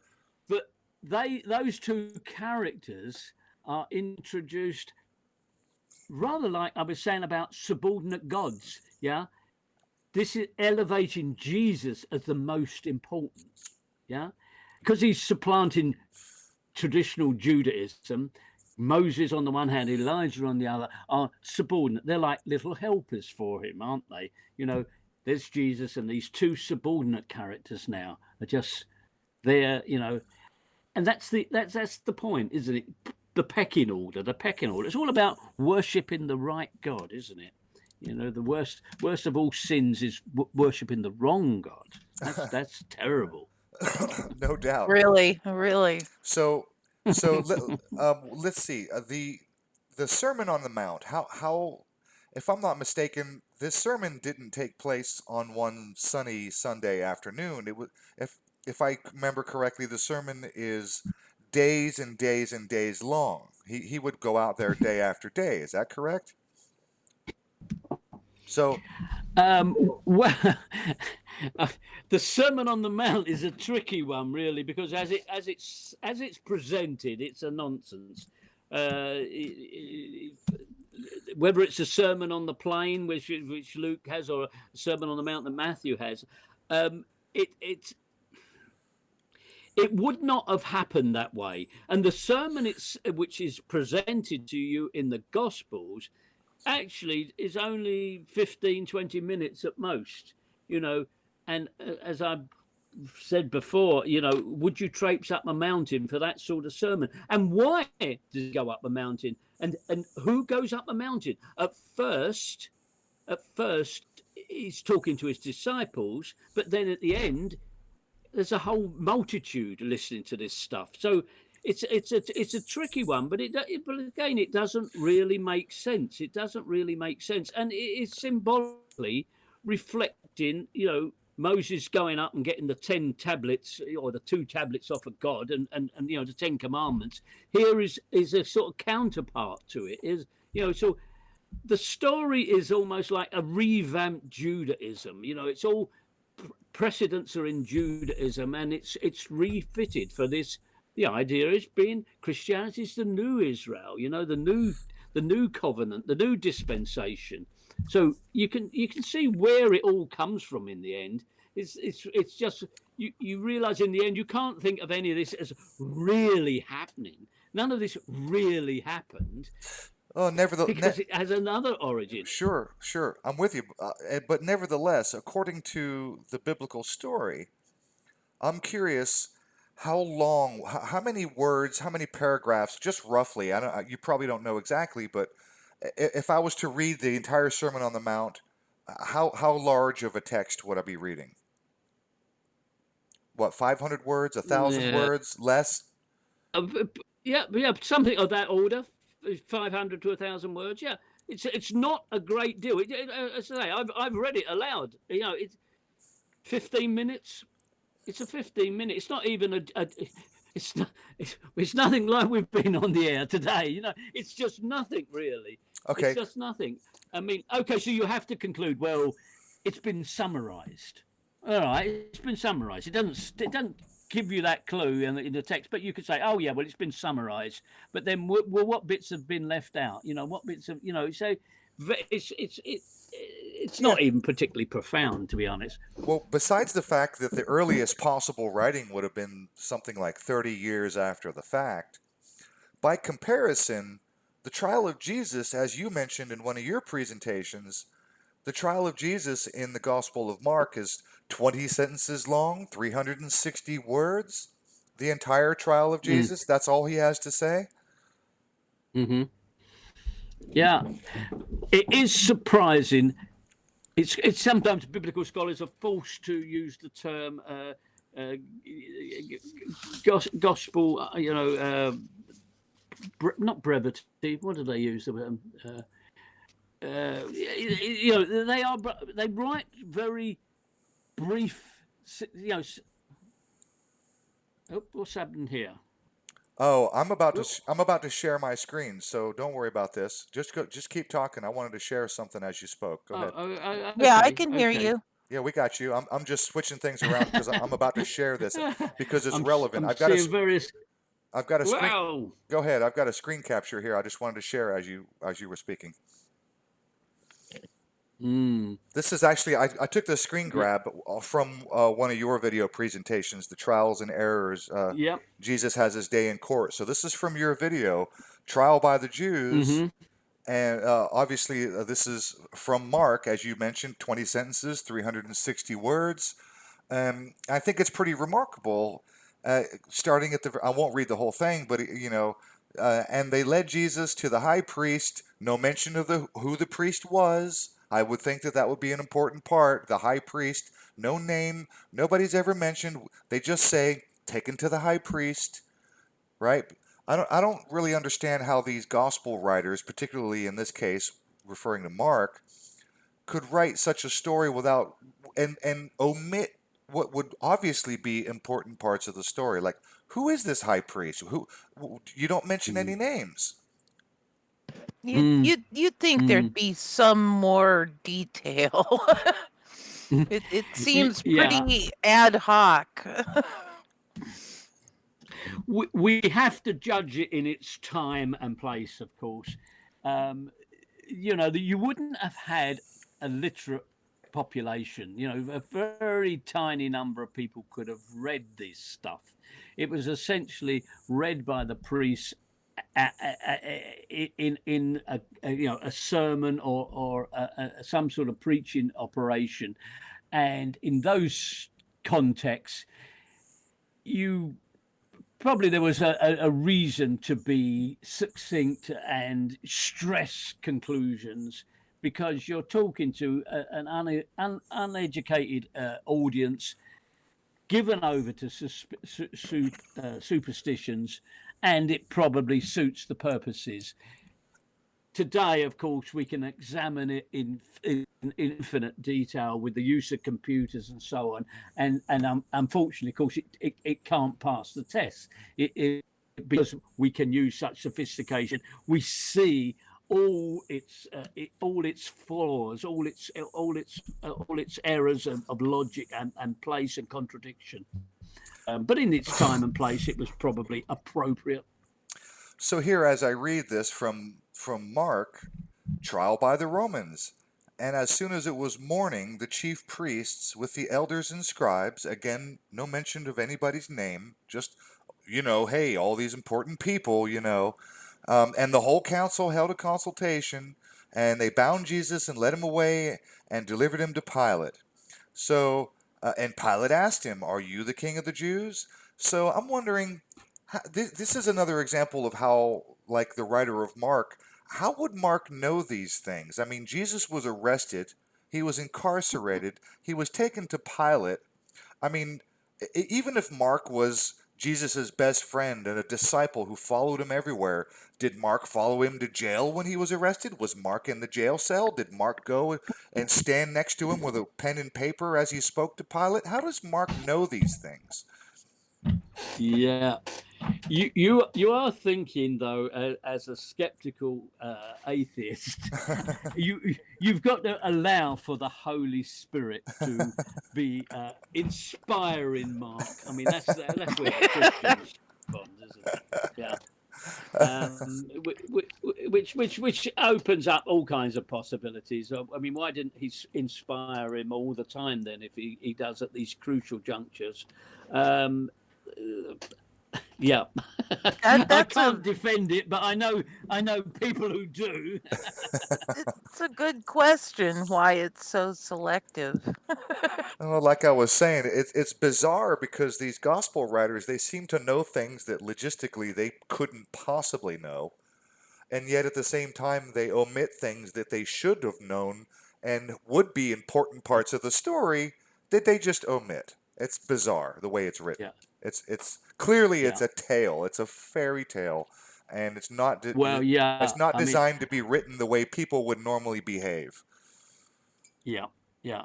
I always find on that point there is a notable example of that when in the Old Testament, and there is the reference to what happened, and it makes reference to Pharaoh. Now, it's quite interesting that almost never does the Old Testament refer to a Pharaoh by name. It's always Pharaoh, Right. And you think, well, I lose track how many is it? More than 200 pharaohs to choose from. Sure. Gives an awful lot of scope for ambiguity and error. True. Absolutely. That's another thing that I've noticed, and you're absolutely right. They never mention any pharaoh by name. They always just say Pharaoh did this, Pharaoh did that. So let's talk about the trial of Jesus as with particularly as Barabbas enters the scene.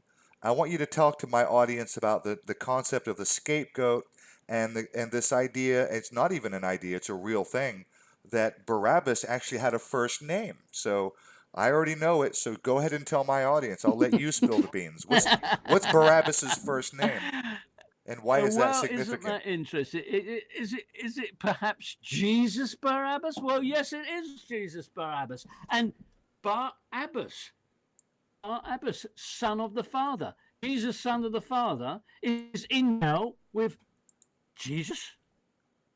My God, is that a coincidence or what?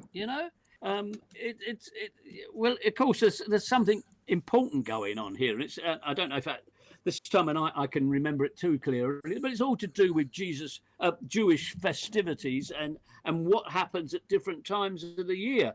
But there is this idea that is it at Passover or is it at the other festival? The Jews send out a goat carrying the sins of the nation. You know, they send out a goat. So one goat is released and the other goat is sacrificed. So that's how you and if you know, if you bear in mind this common thread all the time, that we are trying to reproduce everything about the Jewish religion in Christianity, in with the focus always on Jesus. So he becomes the two characters. He is basically both, you know, the sacrificial goat and the goat that is sent out into the desert to die. Now, if you try and read the story as history, of course, you run into real problems. Not only do you have to excuse the fact it's the same guy and is in prison at the same time with the same name, but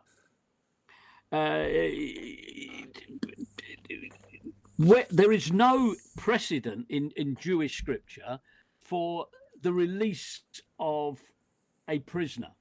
Yet this is what Pilate, in one of the Gospels at least, is obliged to do.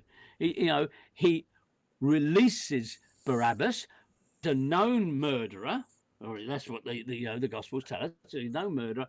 They release him, and it's Jesus who is sacrificed. So that's the trick. That's the way in which they present this story. So it's as drama, I suppose. It has some useful effect. It's been used a lot of the time in art and literature, but it is always symbolism. It's symbolism, and it's reflecting an earlier aspect of the Jewish religion and the double sacrifice.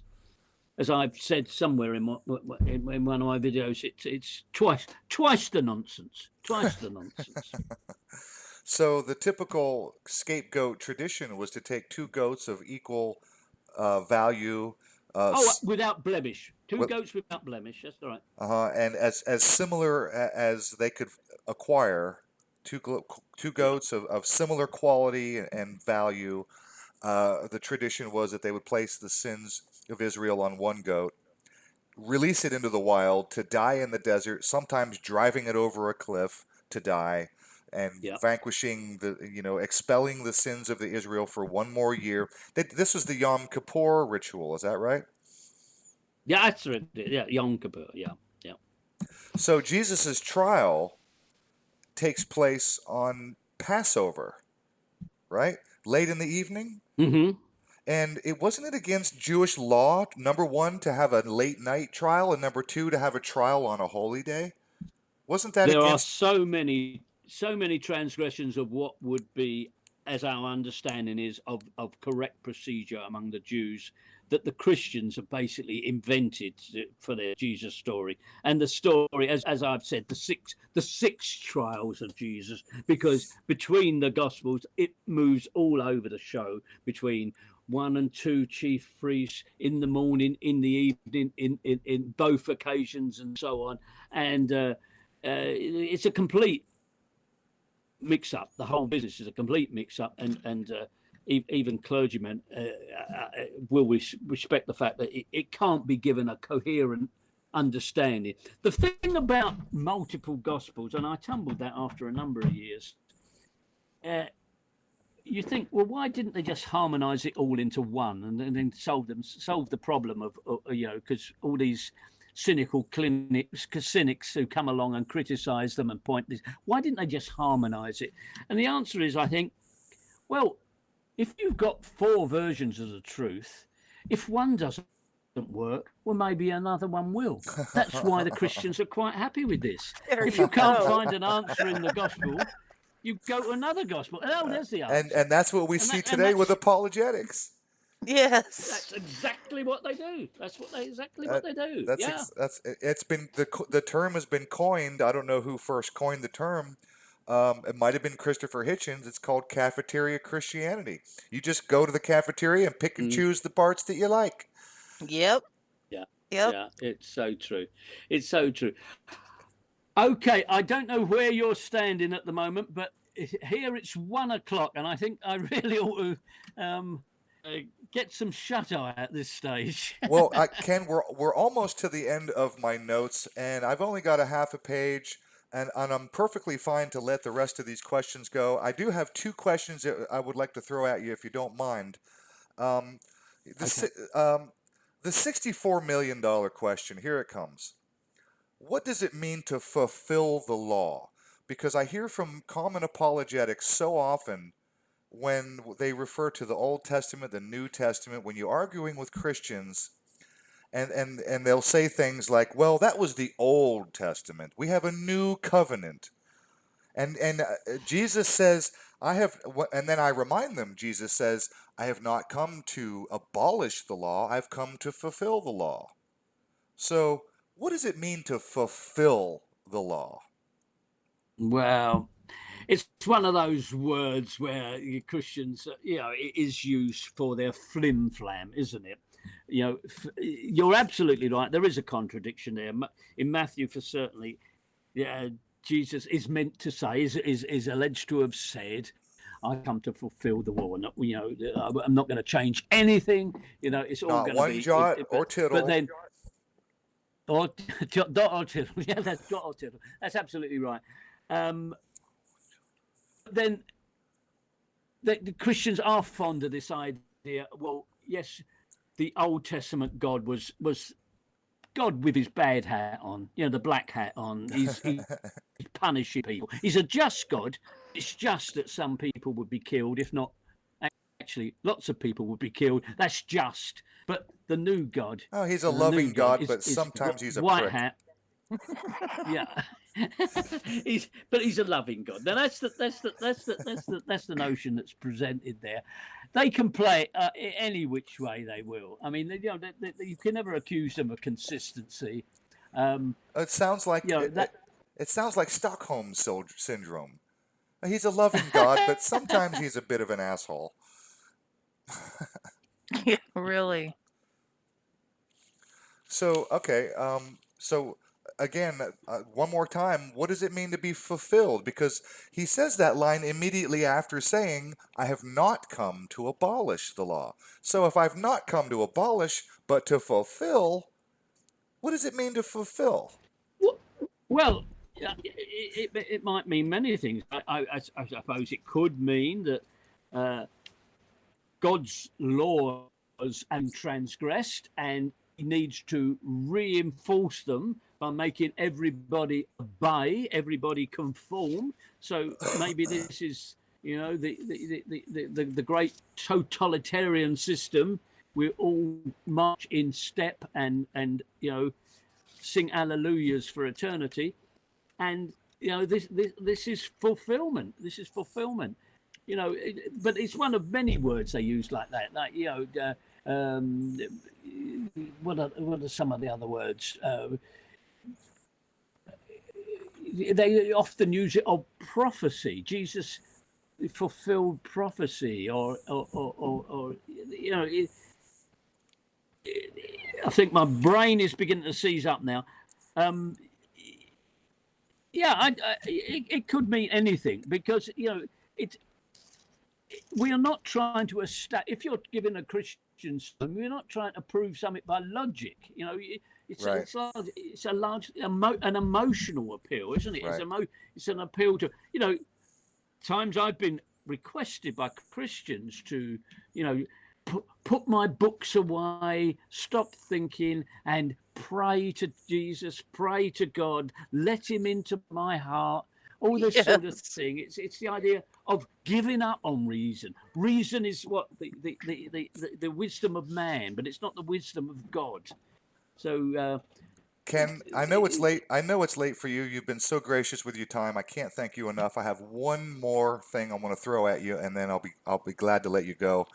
Um, I was one more, just one more. I swear to the God that I don't believe in. One more. I was listening to an interview. It was a Vinnie Eastwood interviewed Ralph Ellis and Joe Atwill today, or actually, yesterday I listened to this. Um, somewhere in Josephus, Jesus is referred to as the tecton. Are you familiar with that word? What's that word again? Tec- Tectron. Tecton. Tekton. Oh, Tecton. tecton. Yeah, builder. Yeah, carpenter. Right. So I looked it up, and it means craftsman, tradesman, woodworker, and it also means Yeah. mason, stonemason. Yeah. So, since we know that Jesus was 33 years old upon his death, and he's referred to as Tecton from Josephus. Also, his father, by the way, Jesus and his father are referred to in Josephus as Tecton. Joe mentions the reference to Jesus and his father as Tecton and how it fits into the symbolic aspect of the cornerstone of the new religion and make straight the path for the Lord. These are all Masonic phrases, Masonic symbologies, and let's not forget again that Jesus was 33. What say you? Well, I mean, you're right about the meaning of tecton. Yeah, I'm not so certain that Jesus was 33. I mean, what are you basing that? I mean, yes, it's often said that's most likely date of the crucifixion. Yeah, and if he was born in 0, yeah, he was 33. But it doesn't really work out that way, does it? I mean, well, I don't know. I mean, correct me if I'm wrong. I've always heard that Jesus was 33. Yeah, that is the number that I've also heard. I've That never heard anything else. He was crucified at 33. Just like yeah, Superman, just like Superman, who gets his energy from the sun. He's another allegory for Jesus. Superman is also 33.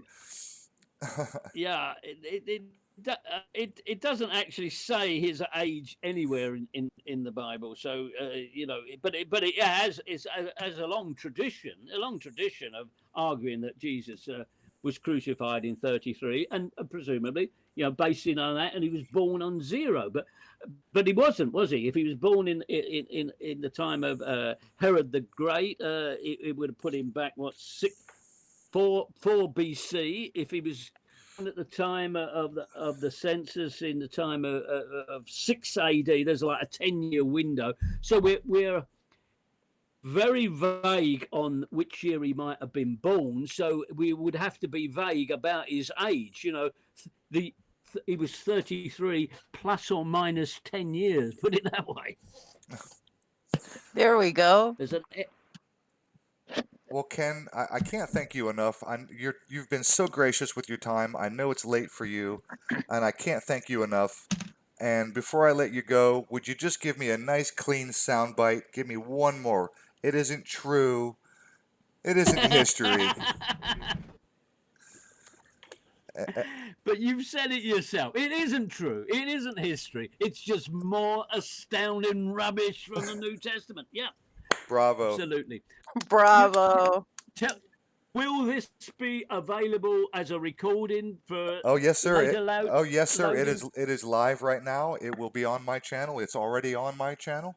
And Yep. if Excellent. you feel absolutely free at your leisure, if you would like to grab a copy and download it, mirror it, post it on your channel, whatever you like to do. I just can't thank you enough for your time. You've been extremely gracious. It's very late for you, and that I just can't thank you enough. It's 1 a.m. for you. Go get yourself a cup of tea and grab yourself some rest. And thank you, Ken. You're wonderful, and we love you. Thank you. I've enjoyed it immensely. Thank you so much, Ken. Thank you, Amy. I'm sorry I didn't have a whole lot to input, but I was fascinated. I know you were listening intensely. Let me put it that way. I certainly was. All right, Ken. Anyway, all right. Thanks again. Thank you, Ken. Have your good night, and I'll be in touch. Thank you. Love always.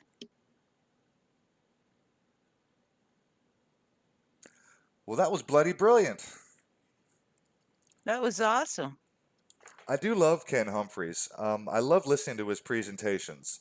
His YouTube channel has maybe 100 presentations where he doesn't just talk off the cuff. He does a good bit of preparation, and he packs a wallop of information in a 10 or 12 minute, or 7, 8, 10, 12, 15 minute presentations. If you've ever checked out his channel, yep, the guy is a wealth of information. So, Well, and he certainly didn't do badly about delivering great deals of information in short order tonight. I was very impressed and like I said, pretty much riveted. And you asked some awesome questions. well, at this point, I will respond to the chat briefly before we close this out. Um, Patch, Patch is with us, and he said, "See, that's the thing that's the thing. No one on the other side." Patch is he's a religious, he's a Christian. He says no one on the other side provides proof of anything. Well, that's not exactly true, Patch. There is some proof. Some of it we've provided here, proofs from the Bible itself of the various aspects of some of the stories that just don't add up logistically. They don't make any real logistical sense. And there are some proofs historically that show that some of these stories are absolutely false. But Patch goes on to say they proof of anything they espouse, but they demand proof from those of us who believe in the Christ and God as a whole. And well, unfortunately, Patch, if you're the person on the side who makes a claim, then you're the one with the burden of proof. That's true. Allison says BS. Well, bullshit, huh? What's where's the bullshit? What did I say that's wrong? What did I say that was wrong there? That there are absolute proofs that show many aspects of the Bible. No, we didn't cover them all. I mean, I've only had 2 hours with Ken, and we only covered a couple of topics.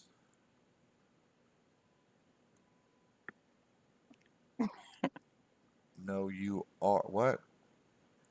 None of you can actually translate yourself original documents. Well, this is true. However, there have been many very learned individuals who have made some intense translations.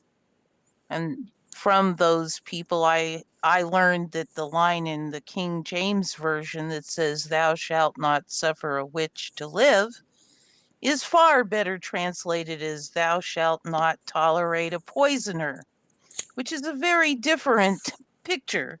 So then we have to ask, whose translations do we accept? Well, you're right. And Allison, you're right as well. We don't have all of the original documents, which brings it all into question, doesn't it?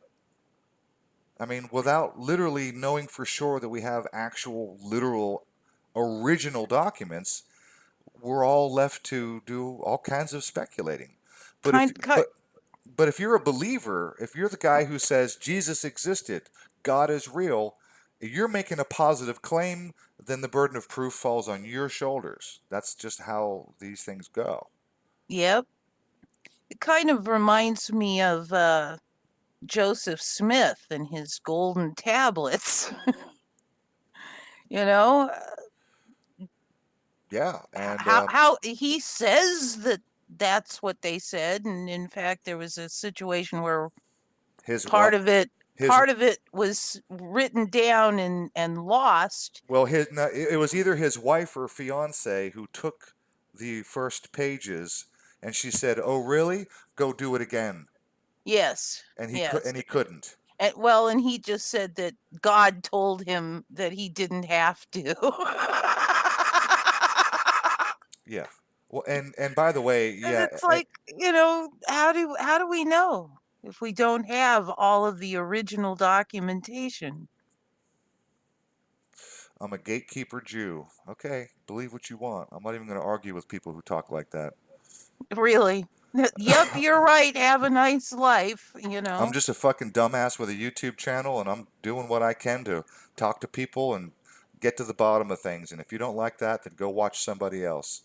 I ain't Absolutely. keeping no fucking gates. And if you can prove to me God is real, then for God's sakes, fucking do it, because my eternal soul is on the line too. And if you think I don't care, you're fooling yourself.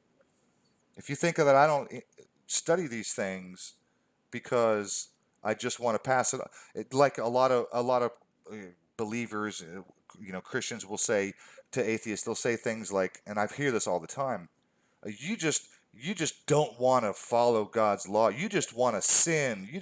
You don't want to believe because you just want to sin. No, I'm sorry, no, no, Really? no, What? no. If there really is a heaven and a hell, if there really is an afterlife, believe me, I want to fucking know about it. Yes. Prove it to yourself. That's not how it works, Allison. I could prove anything to myself. If you believe hard enough, then there's a purple elephant in the corner over here. He's just invisible. I can see him. You can't see him? What? He gave me a revelation. Do you know what I mean? I could go that whole route. That's a non-answer. Yeah. You know, proof is something external. It has to be. You can't prove something that's only in your mind. Allison, and you know what? Do you want to open this up for a minute? Do you guys want to come in here and talk about this? Because I hate having to read and have you guys type. If you guys seem really engaged, if you want to come in and talk to me about it, then we can talk about it.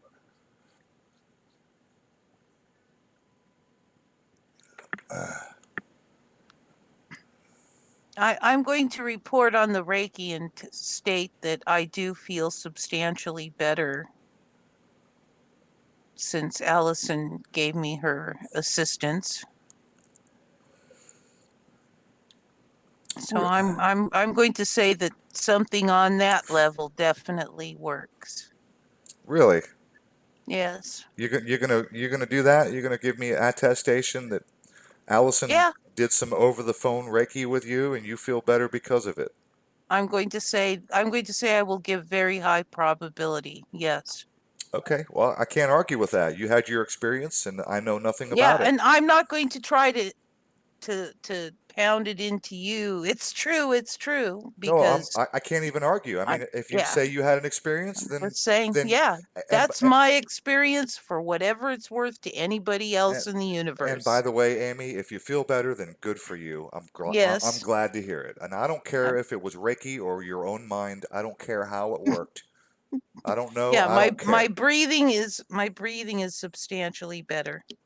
Oh, well, Allison is here now. You feel free to say thank you, and I know you already Oh, did, but I've definitely said thank you to her over emails, and I really appreciate it. My look on things is that as long as people are choosing their behavior ethically, I really don't care what they believe. It's only when they decide that, God hates fags, let's go kill all the fags, no, that's unethical. hey, If you do it, it's unethical. hey, even you, another point for Allison. Patch in the chat said that she helped him after some surgeries, and he is also attesting that there's something to it. So, I Yeah. mean, if you get something out of it, then I applaud you. I'm glad that you feel better. I'm glad you got something out of it. The problem I have is proving what it was, how it works, and making a um, what's the word? Oh, Uh, uh, yeah, I understand what you're saying. There's uh no external proof beyond testimony. That's all you've got. And I can see why that is a difficult thing when that's all you've got. It's not going to be something that proves anything. And I'm cool with that. well, looks like Gandalf didn't make it. No, He he did he jump in the did. chat earlier and said that he was on his way home. He was Yeah, driving and stuck in traffic.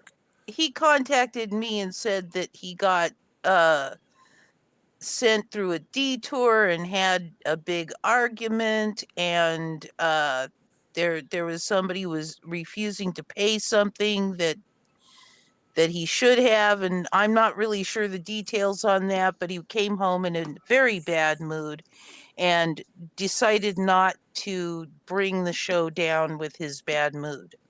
So he's been listening in, and I guess it, if I kind of appreciate that he didn't want to bring unhappiness into the mix. Yeah. David Lang does make an interesting and a point worth noting here. He says, exactly, Christianity is always being forced onto me. I don't push being agnostic on anyone.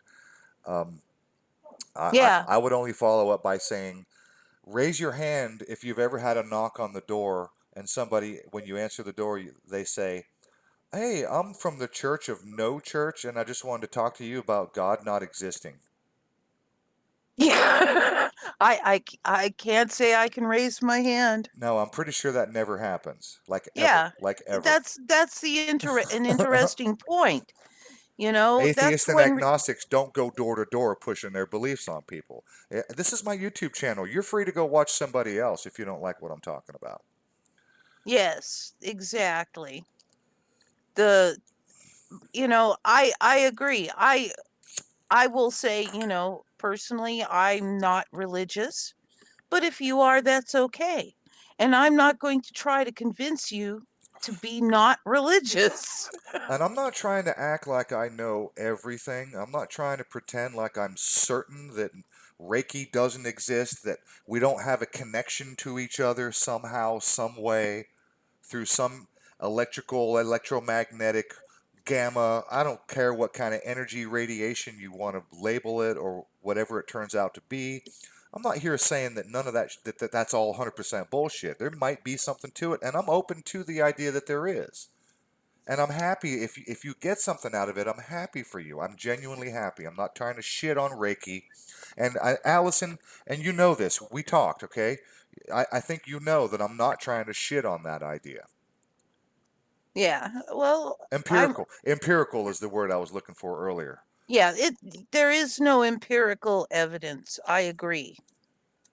I I don't know that there couldn't be. It is conceivable that there may be devices That's that right. can measure things that That's right. will That's right. establish it, but I don't know of any, and I don't know anybody who does.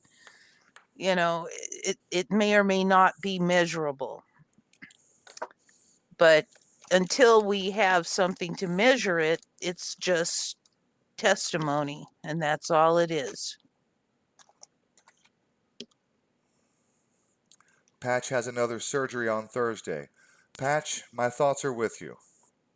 As are mine. I have no ill will.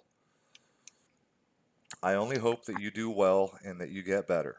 And if that means that somehow my intention somehow sends some kind of energy that somehow is some way beneficial to you, then bravo. If you get something out of it, then good for you. I don't care if it's measurable. If it works, I don't fucking care. I Yeah, really don't there you care. go. Yeah, and Yep. it's like placebo, right? I mean, I don't. Placebo works like 30% of the time. Placebo actually works. People feel better for all kinds of things. You're not going to grow a limb, right? You're not going to regrow a limb from prayer. You're not going to regrow a limb from placebo.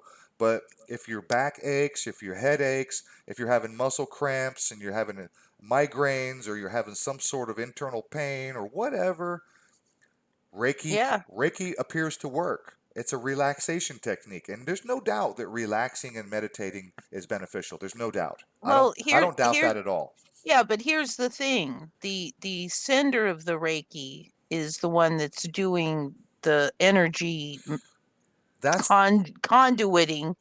I didn't sit back and go, okay, I'm going to receive Reiki now. Let me relax. I didn't do that. how, I just went about my day. oh, okay, really? So there wasn't like a Yes. phone consultation. You just No, no. agreed, and she did her thing, and you weren't Yep. even in contact. Pretty much. I mean, Oh. she said she was going to do it, and then, I went, awesome. And now I'm breathing better and feeling better. And, I'm like, okay, I think that something worked there.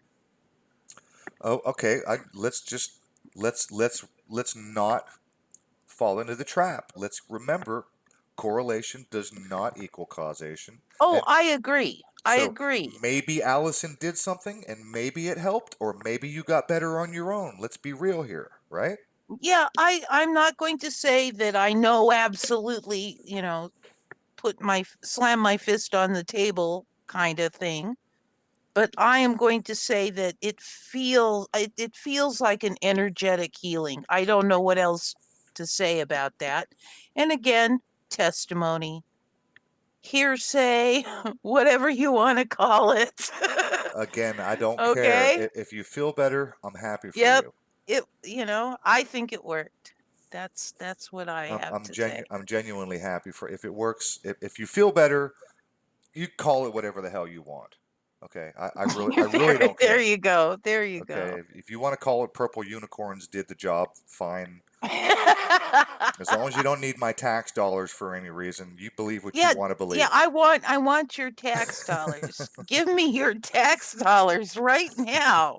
Correlation equals masturbation, says No, Larpy. master debation. Master debate. Oh, yeah, I read too fast. Lanny, you're late to the party. Weren't you here earlier? No, I haven't seen Lenny through Uh, the evening. I think he must have either just arrived or he just decided to comment no, in. Lanny, we're not bashing Yashua. No, We did have a little bit of fun earlier, but we're not here just to bash Yeshua, Joshua, Jeshush, yes, Zeus, hey, Zeus. No, we're not doing that. We Esau, Esau, whatever. mhm, or Emmanuel, as he was supposed to have been called, according to one prophecy that failed. Yes, No, yes, we're not just Bible bashing, but we have had our fun. yes, Okay. I did find it interesting when Ken mentioned 13 epistles. yes. I didn't want to interrupt his flow, and Right, I had a right. whole page of notes that I could have gone into astrotheological aspects, and him and I spoke privately about the work of Acaria S., otherwise known as D.M. Murdoch, Dorothy Murdoch. Um, God rest her soul. Unfortunately, she passed away. She developed breast cancer, and we lost Acaria, one of the, in my opinion, one of the best biblical, textual, historical scholars that we had available. Unfortunately, we lost her at way too young of an age. I think Acaria S was amazing. What little bit of work that we have, a couple of books, several interviews. You can find Acaria on YouTube. She's amazing. Um, unfortunately. I'll have to look her up. So it's Achary. How do you Acaria S. Uh, Or D.M. Murdoch. okay. That's her real name is Dorothy Murdoch. D.M. Murdoch. And I don't know. She goes by a pseudonym or like a pen name, like Acaria S. And I really don't know why, but you can find her either way. But she's freaking brilliant. I mean, Okay. this woman like used to work in Greece on archaeological digs. She speaks, or she used to speak, I don't know, at least seven languages. Read, write, and speak like seven or more languages. And this chick was just brilliant, brilliant, brilliant. Have, by the way, just to get a little bit off the topic, did you notice that we managed to get, it looks like 51 thumbs down? Oh well, we're talking about Jesus not existing. What did you expect? Well, Wait a minute. well, we also had Tidor. 51 thumbs down. I'm only. Mm, I guess I should refresh. I'm only showing two. yeah, I don't. I'm refresh. not showing. I'm showing zero thumbs up. Well, Oh, look at well, that. we Oh we my all God, look at that. 28 down, 9 up. Oh, come on, guys. We can do better than that. well, how come I've got 8 up and 51 down? I Let just, me refresh. I Maybe just, some I, thumbs downs were removed. I just refreshed. I got 9 up, 28 Yeah, down. okay, it got up to 51, but somebody must have removed some thumbs down. Well, maybe, And maybe Tidor had a change of heart. sure he did. Oh, that Tidor, I swear. As soon as he showed up making his nasty little comments, it was like, you beat me to it on the first one, but Lanny says mine says 6 up and 66 down. I got it. I get the joke. Yeah, Lanny, but Yeah. here's the real question. Which one are you? Are you an up or a down?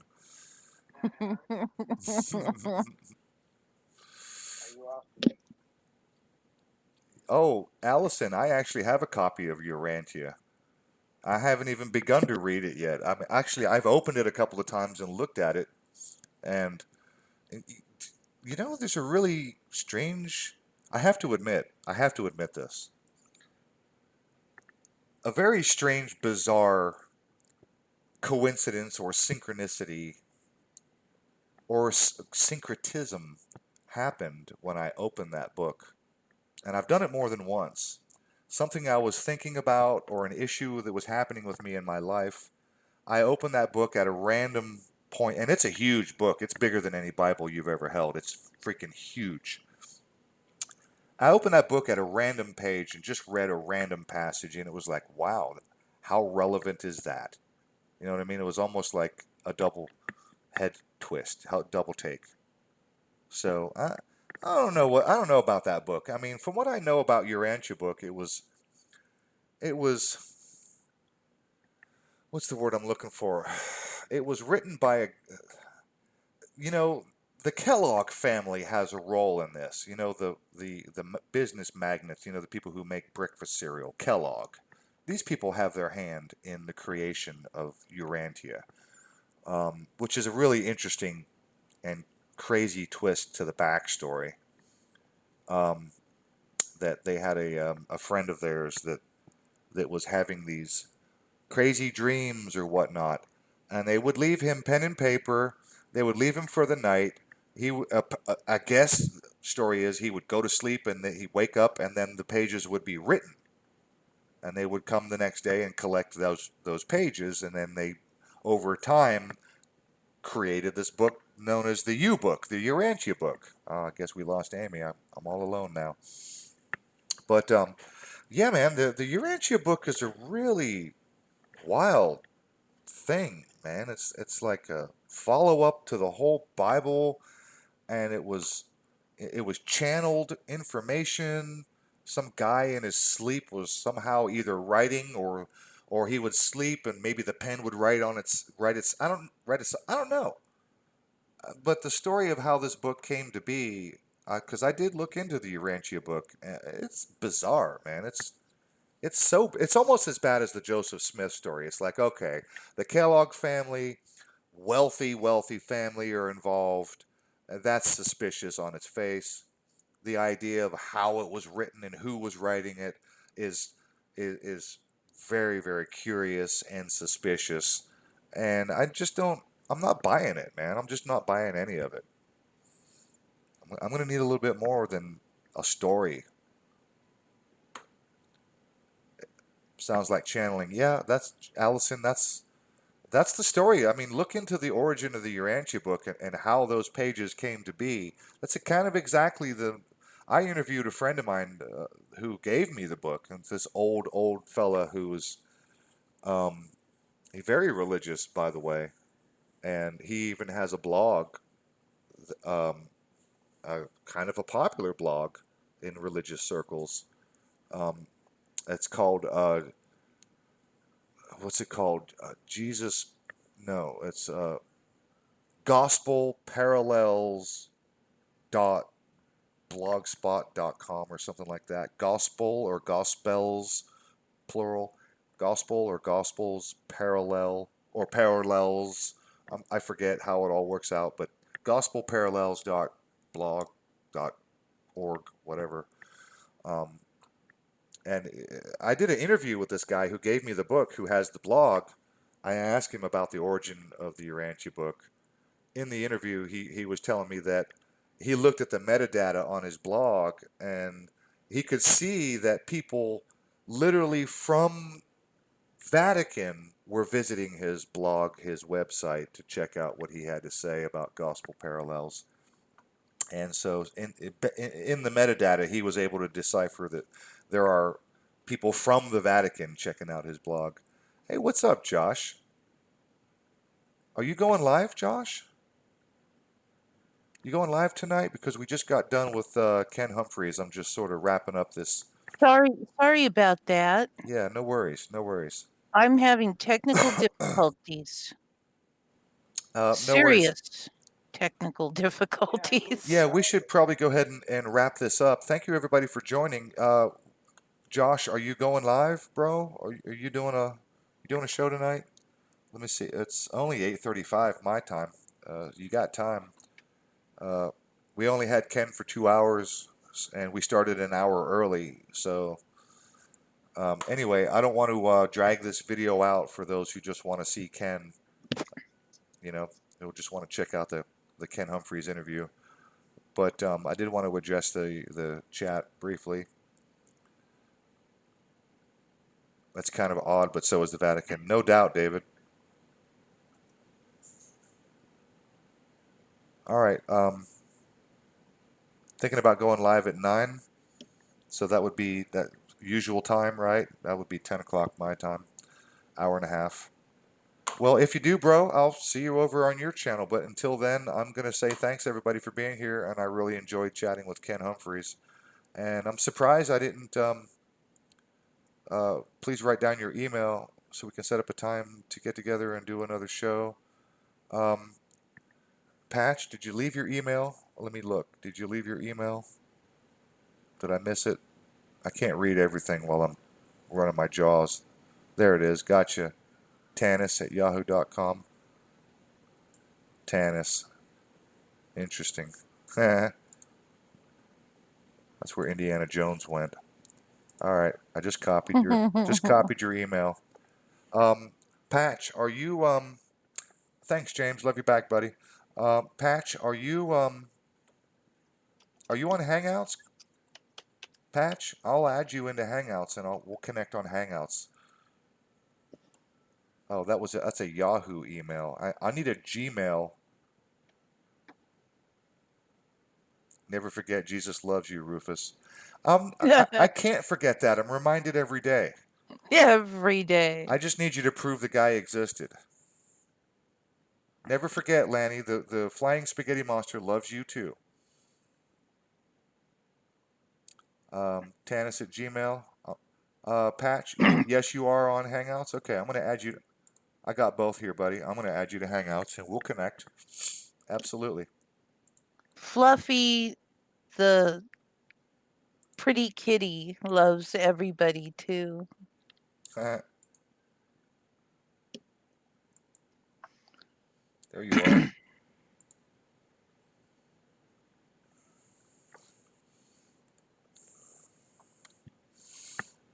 There you go. Just sent you a clickety click. And I've got your other email up here. Don't delete that. Leave it in the chat, Patch. I'll get your Yahoo. I'm on Yahoo. I'll get that one. But again, thank you, everybody. I do appreciate it. Cool. Anyway, all right. Cool. Cool, Patch. Allison, Patch, David, Lanny, James, anybody else. If I missed you, I'm sorry. But thanks for joining us. Karen, I do appreciate it. I'm going to go ahead and close this out, and we will see you next week. We have Charles Koss next week, do we not, Amy? It looks very positive to have Charles Koss next week. Yes. That would be Dr. Charles Koss. Dr. Charles Koss. That's yes. right. Cool. Okay. I appreciate you guys, and thanks a lot. We will see you all on the flip side. Be good to each other and pick up your fucking trash. Love always.